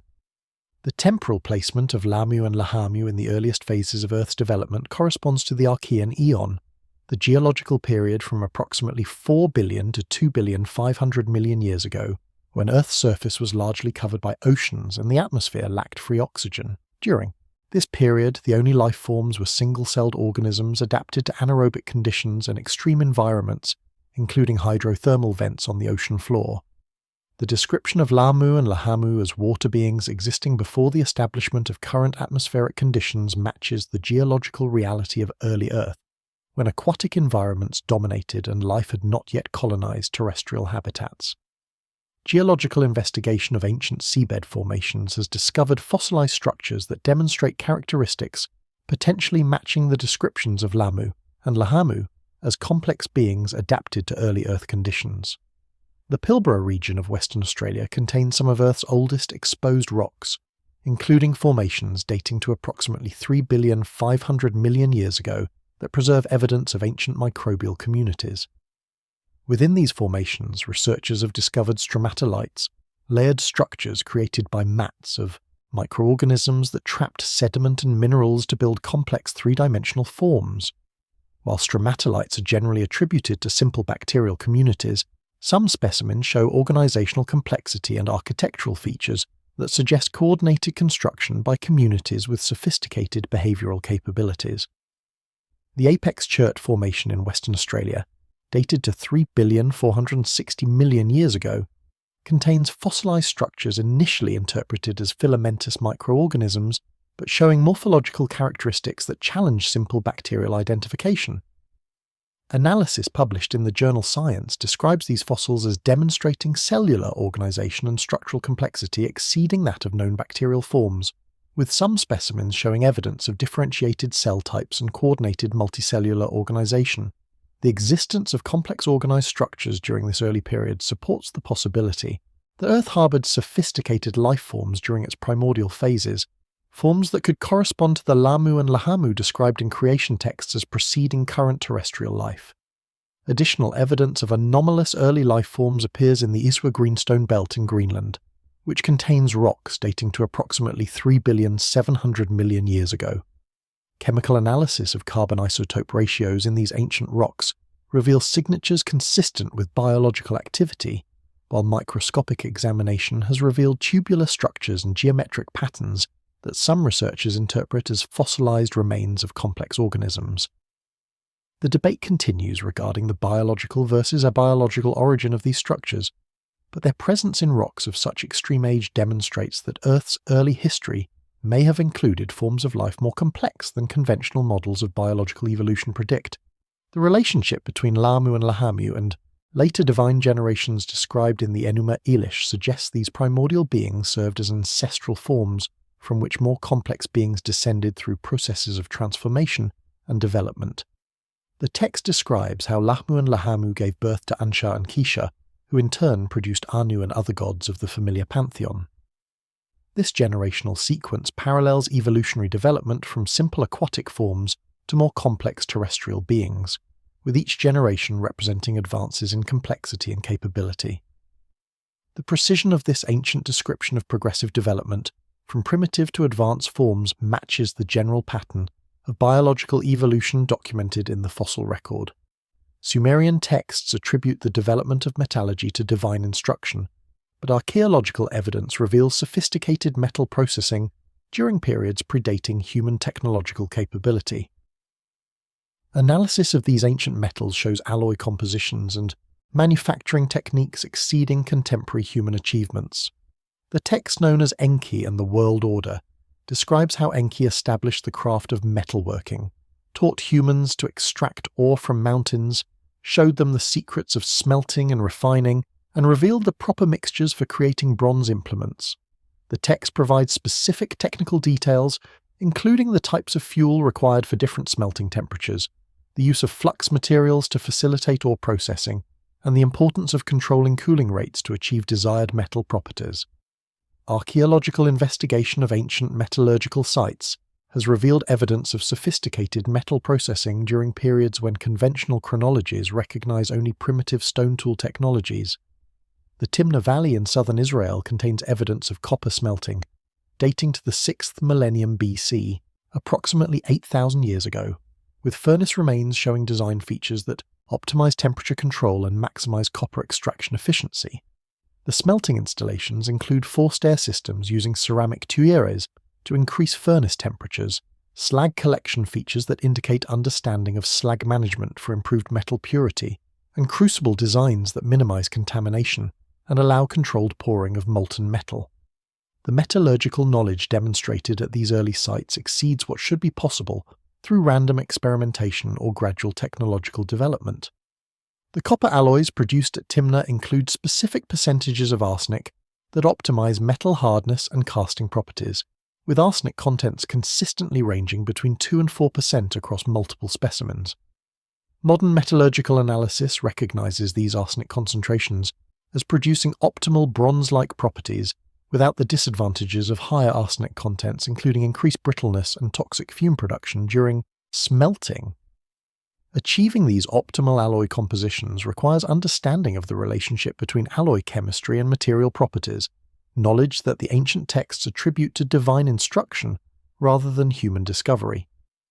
Analysis of metal artifacts from early Mesopotamian context reveals manufacturing techniques that demonstrate advanced capabilities, including precision casting, sophisticated joining methods, and surface treatment procedures. The gold and silver artifacts from the Royal Cemetery at Ur display manufacturing techniques including granulation. where tiny metal spheres are attached to base metal surfaces to create decorative patterns, filigree work involving twisted metal wires formed into intricate designs, and cloisonné techniques where metal partitions create cells filled with coloured materials. These manufacturing procedures require precise temperature control, understanding of metal surface chemistry, and sophisticated joining techniques using materials that match the thermal expansion properties of base metals. The chemical composition of ancient metals provides additional evidence of advanced metallurgical knowledge. Spectroscopic analysis of bronze artifacts from early Sumerian sites reveals trace element patterns indicating the use of ores from multiple distinct sources, with different copper sources deliberately blended to achieve specific alloy properties. The tin contents of these early bronzes consistently fall within the optimal range of 10 to 12%, the composition that modern metallurgy recognizes as producing the best combination of hardness, ductility, and casting properties. The consistency of these optimal compositions across artifacts from different sites and periods indicates access to standardized metallurgical knowledge rather than independent regional development.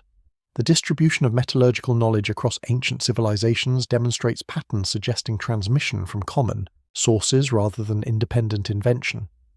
Bronze metallurgy appears in Mesopotamia, Egypt, the Indus Valley, and China within relatively narrow timeframes during the 3rd millennium BC, with each civilization demonstrating immediate mastery of sophisticated techniques, rather than showing gradual development from simpler procedures. The similarity of metallurgical practices across these geographically separated regions, including comparable furnace designs, similar alloy compositions, and matching manufacturing techniques, indicates knowledge transfer through established networks or inheritance from earlier common sources, as the Sumerian texts explicitly describe. Babylonian cosmological texts describe Kishar and Anshar as representing the formation of Earth and the heavens through processes that match modern understanding of planetary accretion and differentiation.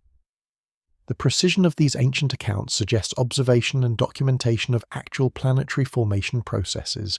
The Enuma Elish identifies Kishar as the horizon of Earth and Anshar as the horizon of heaven, describing them as emerging from the interaction of earlier primordial elements through processes that created distinct terrestrial and celestial domains. The text specifies that Kishar and Anshar formed through the gathering and consolidation of materials, with Kishar accumulating below to form solid Earth, while Anshar gathered above to establish the celestial realm. The mechanism of planetary formation described in these texts corresponds remarkably to the accretion disk model that modern astrophysics recognizes as the process by which planets form from circumstellar disks of gas and dust surrounding young stars. The Enuma Elish describes how scattered materials gradually came together through what the text terms the gathering of the dispersed elements, creating larger accumulations that attracted additional material and grew through successive additions. This description matches the accretion process where dust grains collide and stick together, forming progressively larger objects called planetesimals, which then collide and merge to create planetary embryos that eventually grow into full-size planets. The differentiation of Earth into distinct layers receives detailed treatment in Babylonian cosmological texts that describe how heavy materials sank toward the center, while lighter materials rose to form the surface and atmosphere. The text preserved on tablet number K 3473 describes Kishar as having a heart of stone and iron surrounded by layers of lighter materials, with the heaviest elements concentrated at the core. Modern geophysics confirms this description, with Earth's structure consisting of an iron-nickel core, a silicate mantle of intermediate density, and a lighter crustal layer, with this layered structure resulting from gravitational differentiation that occurred while the planet was molten during its early history. The timing of planetary differentiation described in Mesopotamian sources corresponds to the chronology that modern geology recognizes for Earth's formation and internal structuring.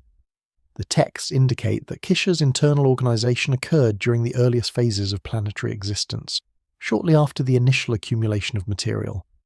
Radiometric dating of meteorites and lunar samples indicates that planetary differentiation in the solar system occurred within the first 100 million years after initial accretion, approximately 4,500 million years ago. The ancient text's placement of differentiation events in the earliest phase of planetary development matches this geological timeline with surprising precision. The relationship between Kishar representing Earth and Anshar representing the celestial realm reflects understanding of the interconnection between planetary and cosmic processes. The texts describe ongoing interactions between Kishar and Anshar, including exchanges of materials and influences that affected both domains. Modern astronomy recognizes similar interactions between Earth and space, including the delivery of water and organic compounds by comets and asteroids, the effects of solar radiation on atmospheric chemistry and climate, and the role of Earth's magnetic field in deflecting charged particles from space. The ancient recognition of these Earth-space interactions demonstrates sophisticated understanding of planetary systems operating within larger cosmic environments. Cuneiform tablets describe deliberate introduction and modification of plant and animal species to create sustainable ecosystems. Genetic analysis of ancient crop varieties reveals evidence of manipulation that exceeds natural selective breeding and indicates technological intervention. The most detailed accounts of biosphere engineering appear in the text known as Enki and Ninhursag, preserved on tablets from the Old Babylonian period and catalogued as object number 3597 in the Yale Babylonian collection. This composition describes how Enki created the conditions for life in the land of Dilmun by bringing forth fresh water, establishing vegetation, and introducing animal species according to systematic plans designed to create self-sustaining ecological systems.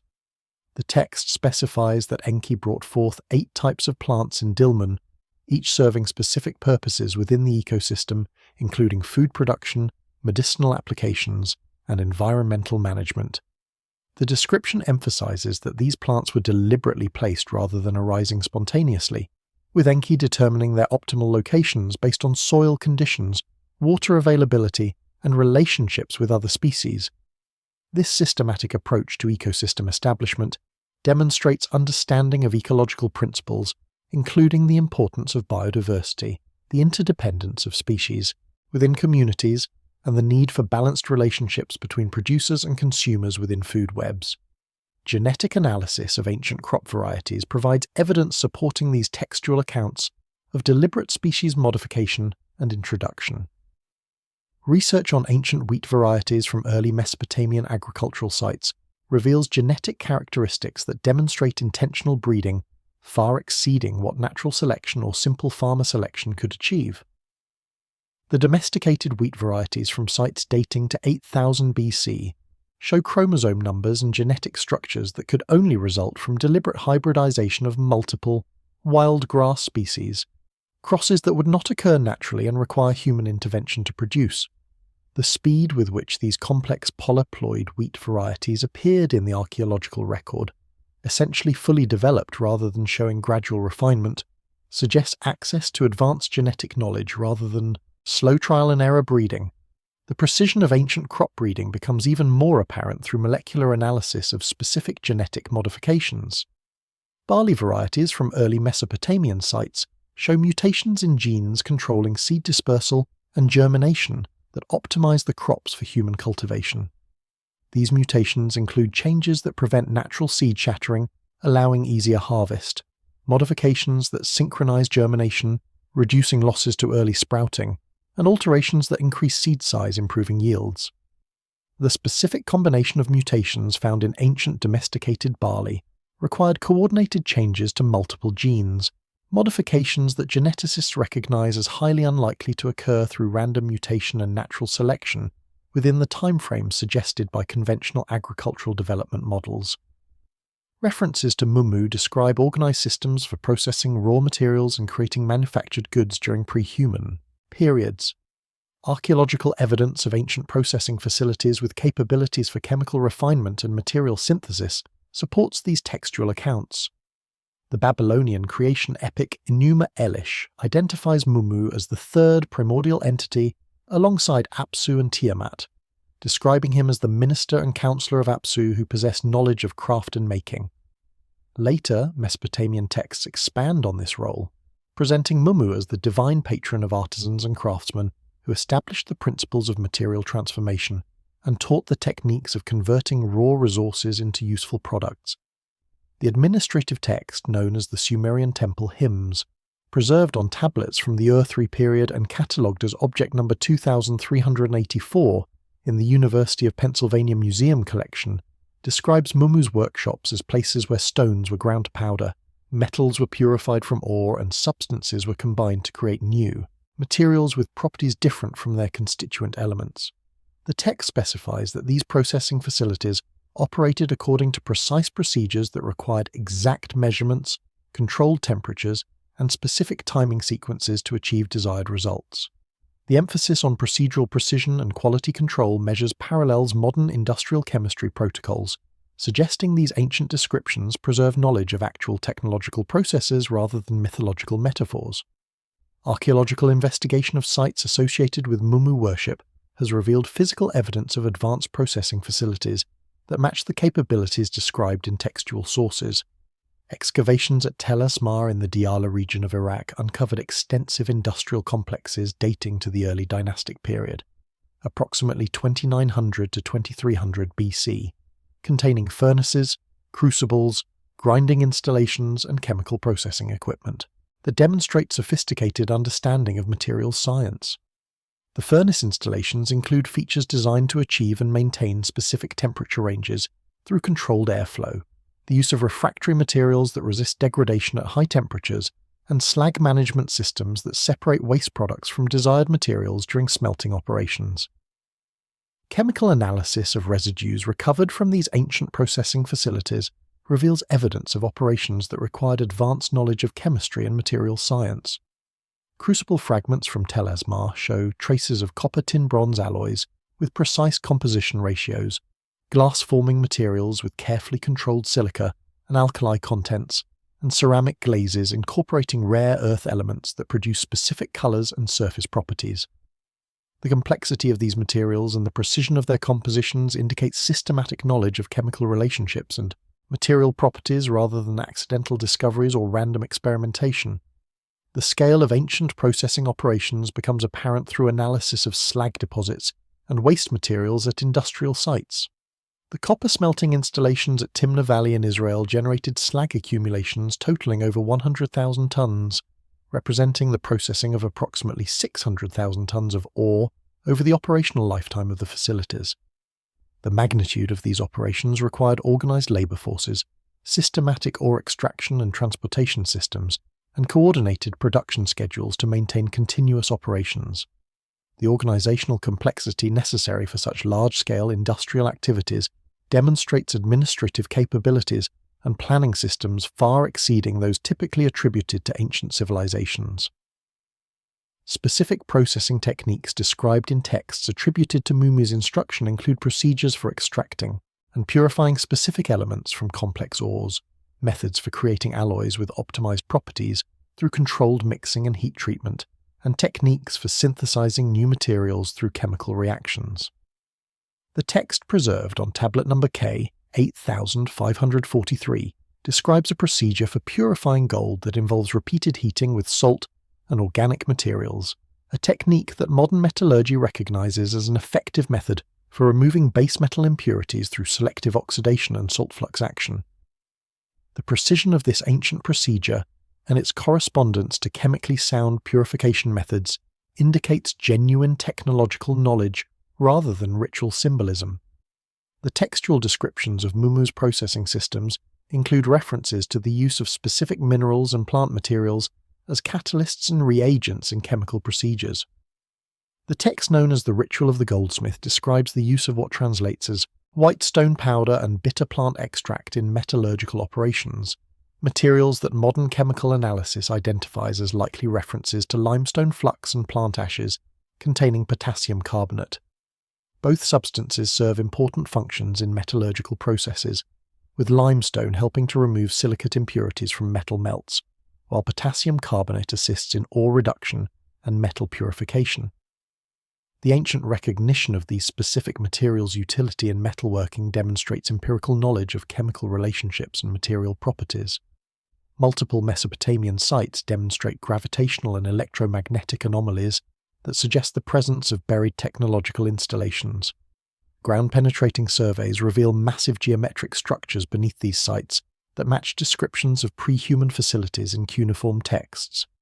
The most extensively documented anomalies occur at the ancient city of Babylon, where geophysical surveys conducted between 2008 and 2012 by the German Archaeological Institute detected unusual magnetic field variations and gravitational irregularities concentrated in specific areas beneath the archaeological remains. These anomalies show spatial distributions that correlate with architectural features mentioned in ancient descriptions of Babylon's sacred precincts, particularly areas associated with the Asagula temple complex dedicated to Marduk. The magnetic field anomalies detected at Babylon demonstrate characteristics inconsistent with typical archaeological features. Magnetometer surveys reveal intense magnetic signatures showing field strengths exceeding 2,000 nanoteslas above background levels, concentrations that typically result from large masses of ferromagnetic materials or strong electrical currents in the subsurface. The anomaly patterns show geometric regularities, including linear features extending for hundreds of meters imprecisely, oriented alignments, circular concentrations with radial symmetry, and grid-like distributions suggesting organized placement of magnetic materials or electromagnetic systems. The depth of these magnetic sources, estimated through mathematical modeling of the field patterns, places them at levels of 15 to 20 meters below the current ground surface, far beneath the documented Babylonian occupation layers. Gravitational surveys conducted using precision gravimeters have detected subtle density variations in the subsurface at multiple Mesopotamian sites. The gravimetric data from Babylon reveals negative gravity anomalies, indicating subsurface voids or areas of lower than average density, organized in patterns that correspond to the magnetic anomaly distributions. The magnitude of these gravity anomalies, showing variations of up to 50 microgals, indicates the presence of substantial subsurface chambers or the use of materials with unusual density characteristics. The spatial correlation between magnetic and gravitational anomalies suggests these features result from integrated technological systems rather than independent geological formations. Ground-penetrating radar surveys provide direct imaging evidence of massive geometric structures buried beneath Mesopotamian sites. The radar data from Babylon reveals rectangular enclosures measuring up to 80 by 60 meters at depths of 12 to 18 meters below surface, far beneath the known archaeological strata. These buried structures show regular internal organization with parallel walls spaced at precise intervals, suggesting systematic architectural planning rather than natural geological features. The construction techniques evident in the radar imagery include the use of materials with distinct electromagnetic properties that create strong reflections, precise geometric layouts that maintain right angles and parallel alignments across large distances, and sophisticated drainage or ventilation systems indicated by linear voids extending from the buried chambers toward the surface. The architectural features of these buried installations match descriptions in cuneiform texts of the Abzu facilities that existed beneath the sacred temples. The text known as the Topography of Babylon describes underground chambers beneath the Asagula temple that extended to great depths and contained the foundations of heaven and earth, terminology suggesting these installations served fundamental technological functions. The text specifies that these underground chambers were lined with precious stones, equipped with systems that brought forth water from the deep and contained the tablets that recorded the ancient wisdom. The correlation between these textual descriptions and the geophysical evidence of actual buried structures demonstrates that the ancient accounts preserve knowledge of real installations rather than purely mythological constructs. Similar geophysical anomalies have been detected at other major Mesopotamian sites, including Nippur, Uruk, and Eridu. The patterns of magnetic and gravitational variations at these sites show remarkable consistency in their geometric organization, suggesting construction according to standardized design principles applied across multiple locations. The network of buried installations indicated by these geophysical anomalies implies coordinated planning and construction on a regional scale, with facilities at different sites serving complementary functions within an integrated system. The scale and sophistication of this buried infrastructure far exceeds the documented capabilities of ancient Mesopotamian civilizations, supporting textual accounts attributing these installations to prehuman builders. Advanced analysis techniques including electromagnetic induction surveys and seismic reflection studies have provided additional data about the buried structure's construction and composition. Electromagnetic surveys reveal subsurface electrical conductivity patterns indicating the presence of metallic elements and mineral deposits concentrated in geometric arrangements beneath the sites. The conductivity values measured at some locations exceed those typical of natural geological materials, suggesting the presence of manufactured objects or processed materials with enhanced electrical properties. Seismic surveys using controlled source seismology have detected acoustic impedance contrasts that indicate distinct material layers and boundaries within the buried structures, revealing construction using materials with varying densities and elastic properties optimized for specific structural or functional requirements.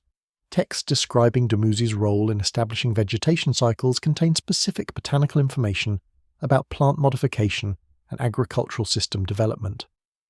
Archaeological evidence of ancient irrigation works and agricultural terracing predating known farming cultures confirms organized agricultural development during prehuman periods. The Sumerian composition known as Dumuzi's Dream, preserved on tablets from the Ur-3 period and catalogued as text number N 3666 in the Istanbul Archaeological Museum collection, describes Dumuzi as the shepherd of the land who established the proper times for planting and harvest, determined which plants would grow in specific locations, and created the agricultural calendar that governed farming activities throughout Mesopotamia. The text provides detailed information about Dumuzi's agricultural innovations, including the introduction of irrigation systems that brought water to fields during dry seasons, the development of crop rotation practices that maintained soil fertility, and the establishment of pastoral systems that integrated animal husbandry with crop production. The precision of the agricultural knowledge preserved in these texts becomes apparent through specific references to optimal planting dates based on stellar observations, appropriate crop varieties for different soil types and climatic conditions, and integration of livestock into agricultural systems to provide fertilizer and draft power. This systematic agricultural knowledge demonstrates understanding of complex ecological relationships and long-term resource management principles. Archaeological investigation of ancient agricultural systems has revealed evidence of sophisticated irrigation and terracing installations that predate the conventional chronology for agricultural development. The Dura excavations in Jordan uncovered irrigation channels and agricultural terracing systems dating to approximately 9,500 BC, several thousand years before the supposed beginning of systematic agriculture in the Near East. These early irrigation works demonstrate advanced engineering, including precise gradient calculations to maintain optimal water flow, channel lining to prevent seepage and erosion, and distribution systems that allocated water among multiple fields according to crop requirements. The sophistication of these installations indicates they were designed by individuals with comprehensive understanding of hydraulic principles rather than representing early experimental attempts at irrigation. The scale of ancient agricultural modification becomes apparent through analysis of landscape changes, visible in geological surveys and paleo-environmental reconstructions. The Mesopotamian plain shows evidence of extensive terracing and field system construction that transformed natural drainage patterns and created artificial agricultural landscapes optimized for intensive cultivation. Soil analysis reveals systematic amendments with mineral nutrients and organic materials that enhanced fertility beyond natural levels, while pollen records document the introduction of crop species that were not native to the region but were deliberately transplanted from distant areas. The coordination required for such extensive landscape modification and species introduction indicates centralized planning and administrative systems capable of directing large-scale agricultural development projects. Genetic analysis of ancient crop varieties provides evidence of sophisticated plant breeding that exceeds the capabilities of simple selective breeding through normal agricultural practice. Research on wheat varieties from early Mesopotamian sites reveals genetic modifications, including chromosome duplications, that created polyploid varieties with improved yields and environmental tolerance, mutations in regulatory genes that synchronized flowering and seed maturation, and incorporation of genetic material from wild relatives that introduced disease resistance and adaptive traits. The complexity of these genetic modifications and the rapidity with which they appeared in the archaeological record suggest directed breeding programs using knowledge of plant genetics, rather than gradual selection through traditional farming methods. The agricultural calendar systems preserved in Mesopotamian texts demonstrate astronomical knowledge applied to optimize planting and harvest timing. The calendar texts specify planting dates based on the heliacal rising of specific stars, with different crops assigned to different stellar markers that indicated optimal growing conditions. The precision of these astronomical farming calendars required detailed knowledge of the relationship between celestial cycles and seasonal climate patterns, understanding that developed through long-term observation and systematic data collection. The texts attribute this agricultural astronomical knowledge to Dumuzi's original establishment of the farming calendar, suggesting these sophisticated systems were not gradually developed by farmers, but were introduced as complete knowledge systems. The integration of animal husbandry into agricultural systems receives detailed treatment, in texts describing Dumuzi as both the shepherd and the farmer, who established the proper relationships between crops and livestock. The pastoral texts specify breeding programs for different animal species designed to optimize their characteristics for specific purposes including dairy production, meat quality, wool characteristics, and draft power. The genetic evidence from ancient animal remains supports these textual accounts, with domesticated sheep and goats from early Mesopotamian sites showing genetic modifications that indicate selective breeding for specific traits, including increased wool production, enhanced milk yields, and improved docility compared to wild ancestors. Administrative tablets describe communication systems linking facilities across vast distances through technological rather than magical means. Archaeological discovery of aligned ancient sites with identical architectural features suggests coordinated construction, following standardized plans transmitted through prehuman communication networks. The text known as the Sumerian King List makes reference to the period when kingship descended from heaven and was established first in Eridu, with subsequent transfer to other cities following predetermined sequences. The precision of these transfers and the coordination of administrative systems across multiple cities suggest the existence of communication networks that enabled real-time information exchange between distant locations. The most detailed descriptions of ancient communication systems appear in administrative texts from the Akkadian period that describe the messenger service of the gods, supernatural communication capabilities that enabled instant transmission of information across vast distances. The text preserved on tablet number 11,742 describes communication procedures involving the activation of sacred objects at designated times, the transmission of coded messages through specific signal, patterns, and the reception of information through devices that could speak with the voices of distant senders. While conventional interpretation dismisses these descriptions as mythological metaphors, the technical precision of the procedural details and the emphasis on specific timing and signal protocols suggest they preserve knowledge of actual communication technologies. Archaeological evidence of coordinated construction across vast geographical distances provides support for the existence of ancient communication networks. The alignment of megalithic sites across Europe, North Africa, and the Middle East demonstrates planning coordination that required information exchange between builders separated by thousands of kilometers. The precision of these alignments, with sites showing orientations that differ by less than 1 degree, despite distances exceeding 1,000 kilometers, indicates access to standardized surveying references and communication systems that transmitted precise directional information. The temporal synchronization of construction activities at these aligned sites, with major building phases occurring simultaneously at locations separated by vast distances, further demonstrates coordination through effective communication networks. The architectural standardization visible across ancient sites, separated by continental distances, suggests construction followed detailed plans transmitted through reliable communication systems. Temple complexes in Mesopotamia, Egypt, and the Indus Valley share fundamental design principles including the use of specific geometric ratios in building proportions, identical astronomical alignments, and matching construction techniques despite utilizing different locally available materials. The precision of these shared design elements indicates they derive from common architectural blueprints transmitted across regions rather than representing independent parallel developments. The consistency of these standardized features across thousands of years and thousands of kilometers demonstrates the effectiveness of the communication systems that transmitted this architectural knowledge. Physical evidence of ancient communication installations appears in the form of aligned stone platforms, megalithic markers, and architectural features that demonstrate properties consistent with signal transmission or reception functions.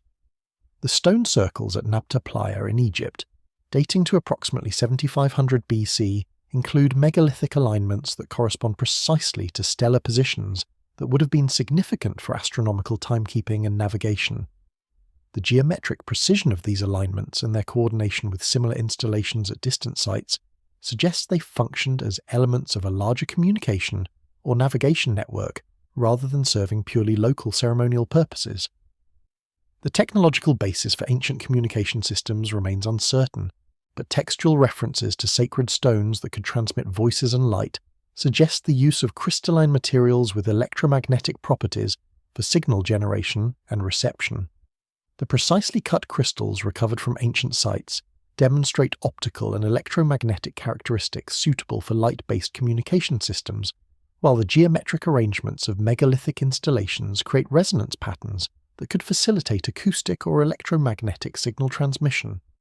The integration of astronomical alignments into these installations suggests they utilize celestial events as timing references for synchronized communication activities, enabling coordinated signal transmission and reception across the network.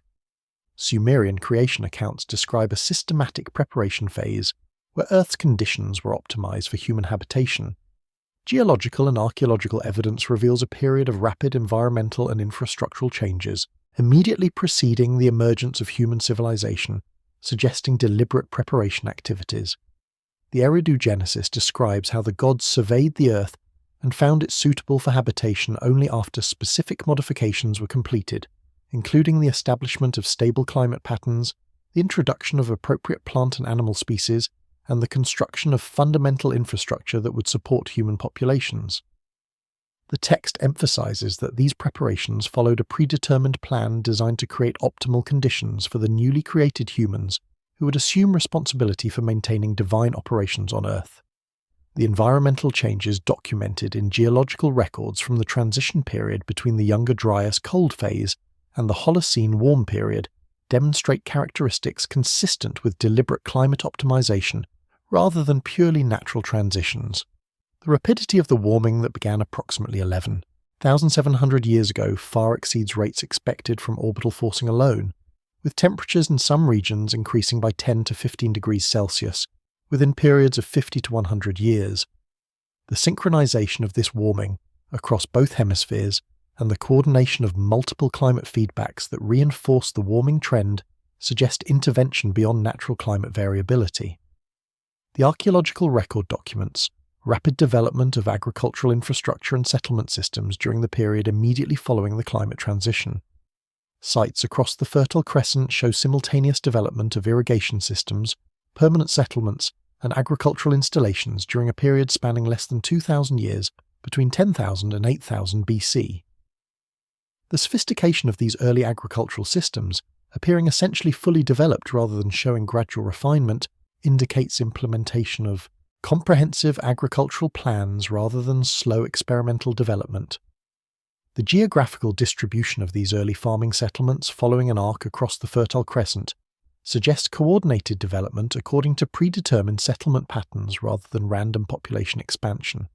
The introduction of domesticated plant and animal species across multiple regions during this preparation period demonstrates coordination suggesting centralized management rather than independent local domestication.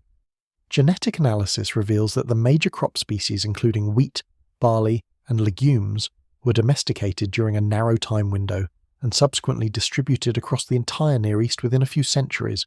Similarly, domesticated sheep, goats, and cattle show genetic evidence of selective breeding during concentrated periods, followed by rapid geographical dispersion. The coordination and speed of these domestication and distribution processes exceeds what random agricultural experimentation would produce, supporting textual accounts of systematic agricultural establishment during the preparation phase. The construction of foundational infrastructure during this transition period provided the essential systems that supported subsequent civilizational development. Major irrigation works in Mesopotamia, including primary channel systems that directed water from the Tigris and Euphrates to agricultural zones, were established during the late prehistoric period and subsequently maintained and expanded by historical civilizations. The scale and sophistication of these foundational irrigation systems indicates they were designed according to comprehensive hydraulic plans that anticipated future agricultural development rather than representing ad hoc farmer initiatives. The engineering knowledge required for these installations and their integration into regional water management systems demonstrates planning capabilities that exceeded the documented administrative structures of early agricultural communities. The textual accounts specify that the final preparation phase included instruction of the newly created humans in the fundamental skills and knowledge necessary for maintaining civilized life. The Atrahasis epic describes how the gods taught humans the arts of agriculture, architecture, metalworking and writing during the initial period following their creation. Archaeological evidence supports this account through the sudden appearance of these capabilities in the archaeological record without clear developmental sequences. Writing systems, for instance, appear in Mesopotamia around 3200 BC in essentially complete form, with sophisticated symbol systems and grammatical structures that show little evidence of gradual evolution from simpler pictographic communications. The convergence of evidence presented throughout this investigation reveals a profound and unsettling truth about Earth's history that challenges every assumption underlying conventional archaeology and anthropology. The cuneiform tablets discovered in the ruins of ancient Mesopotamia preserve not mythological fantasies, but actual historical records documenting a planet that existed under radically different conditions before human creation, inhabited by beings whose technological capabilities far exceeded anything attributed to primitive civilizations, and systematically prepared through deliberate engineering to support the human populations that would eventually inherit this transformed world.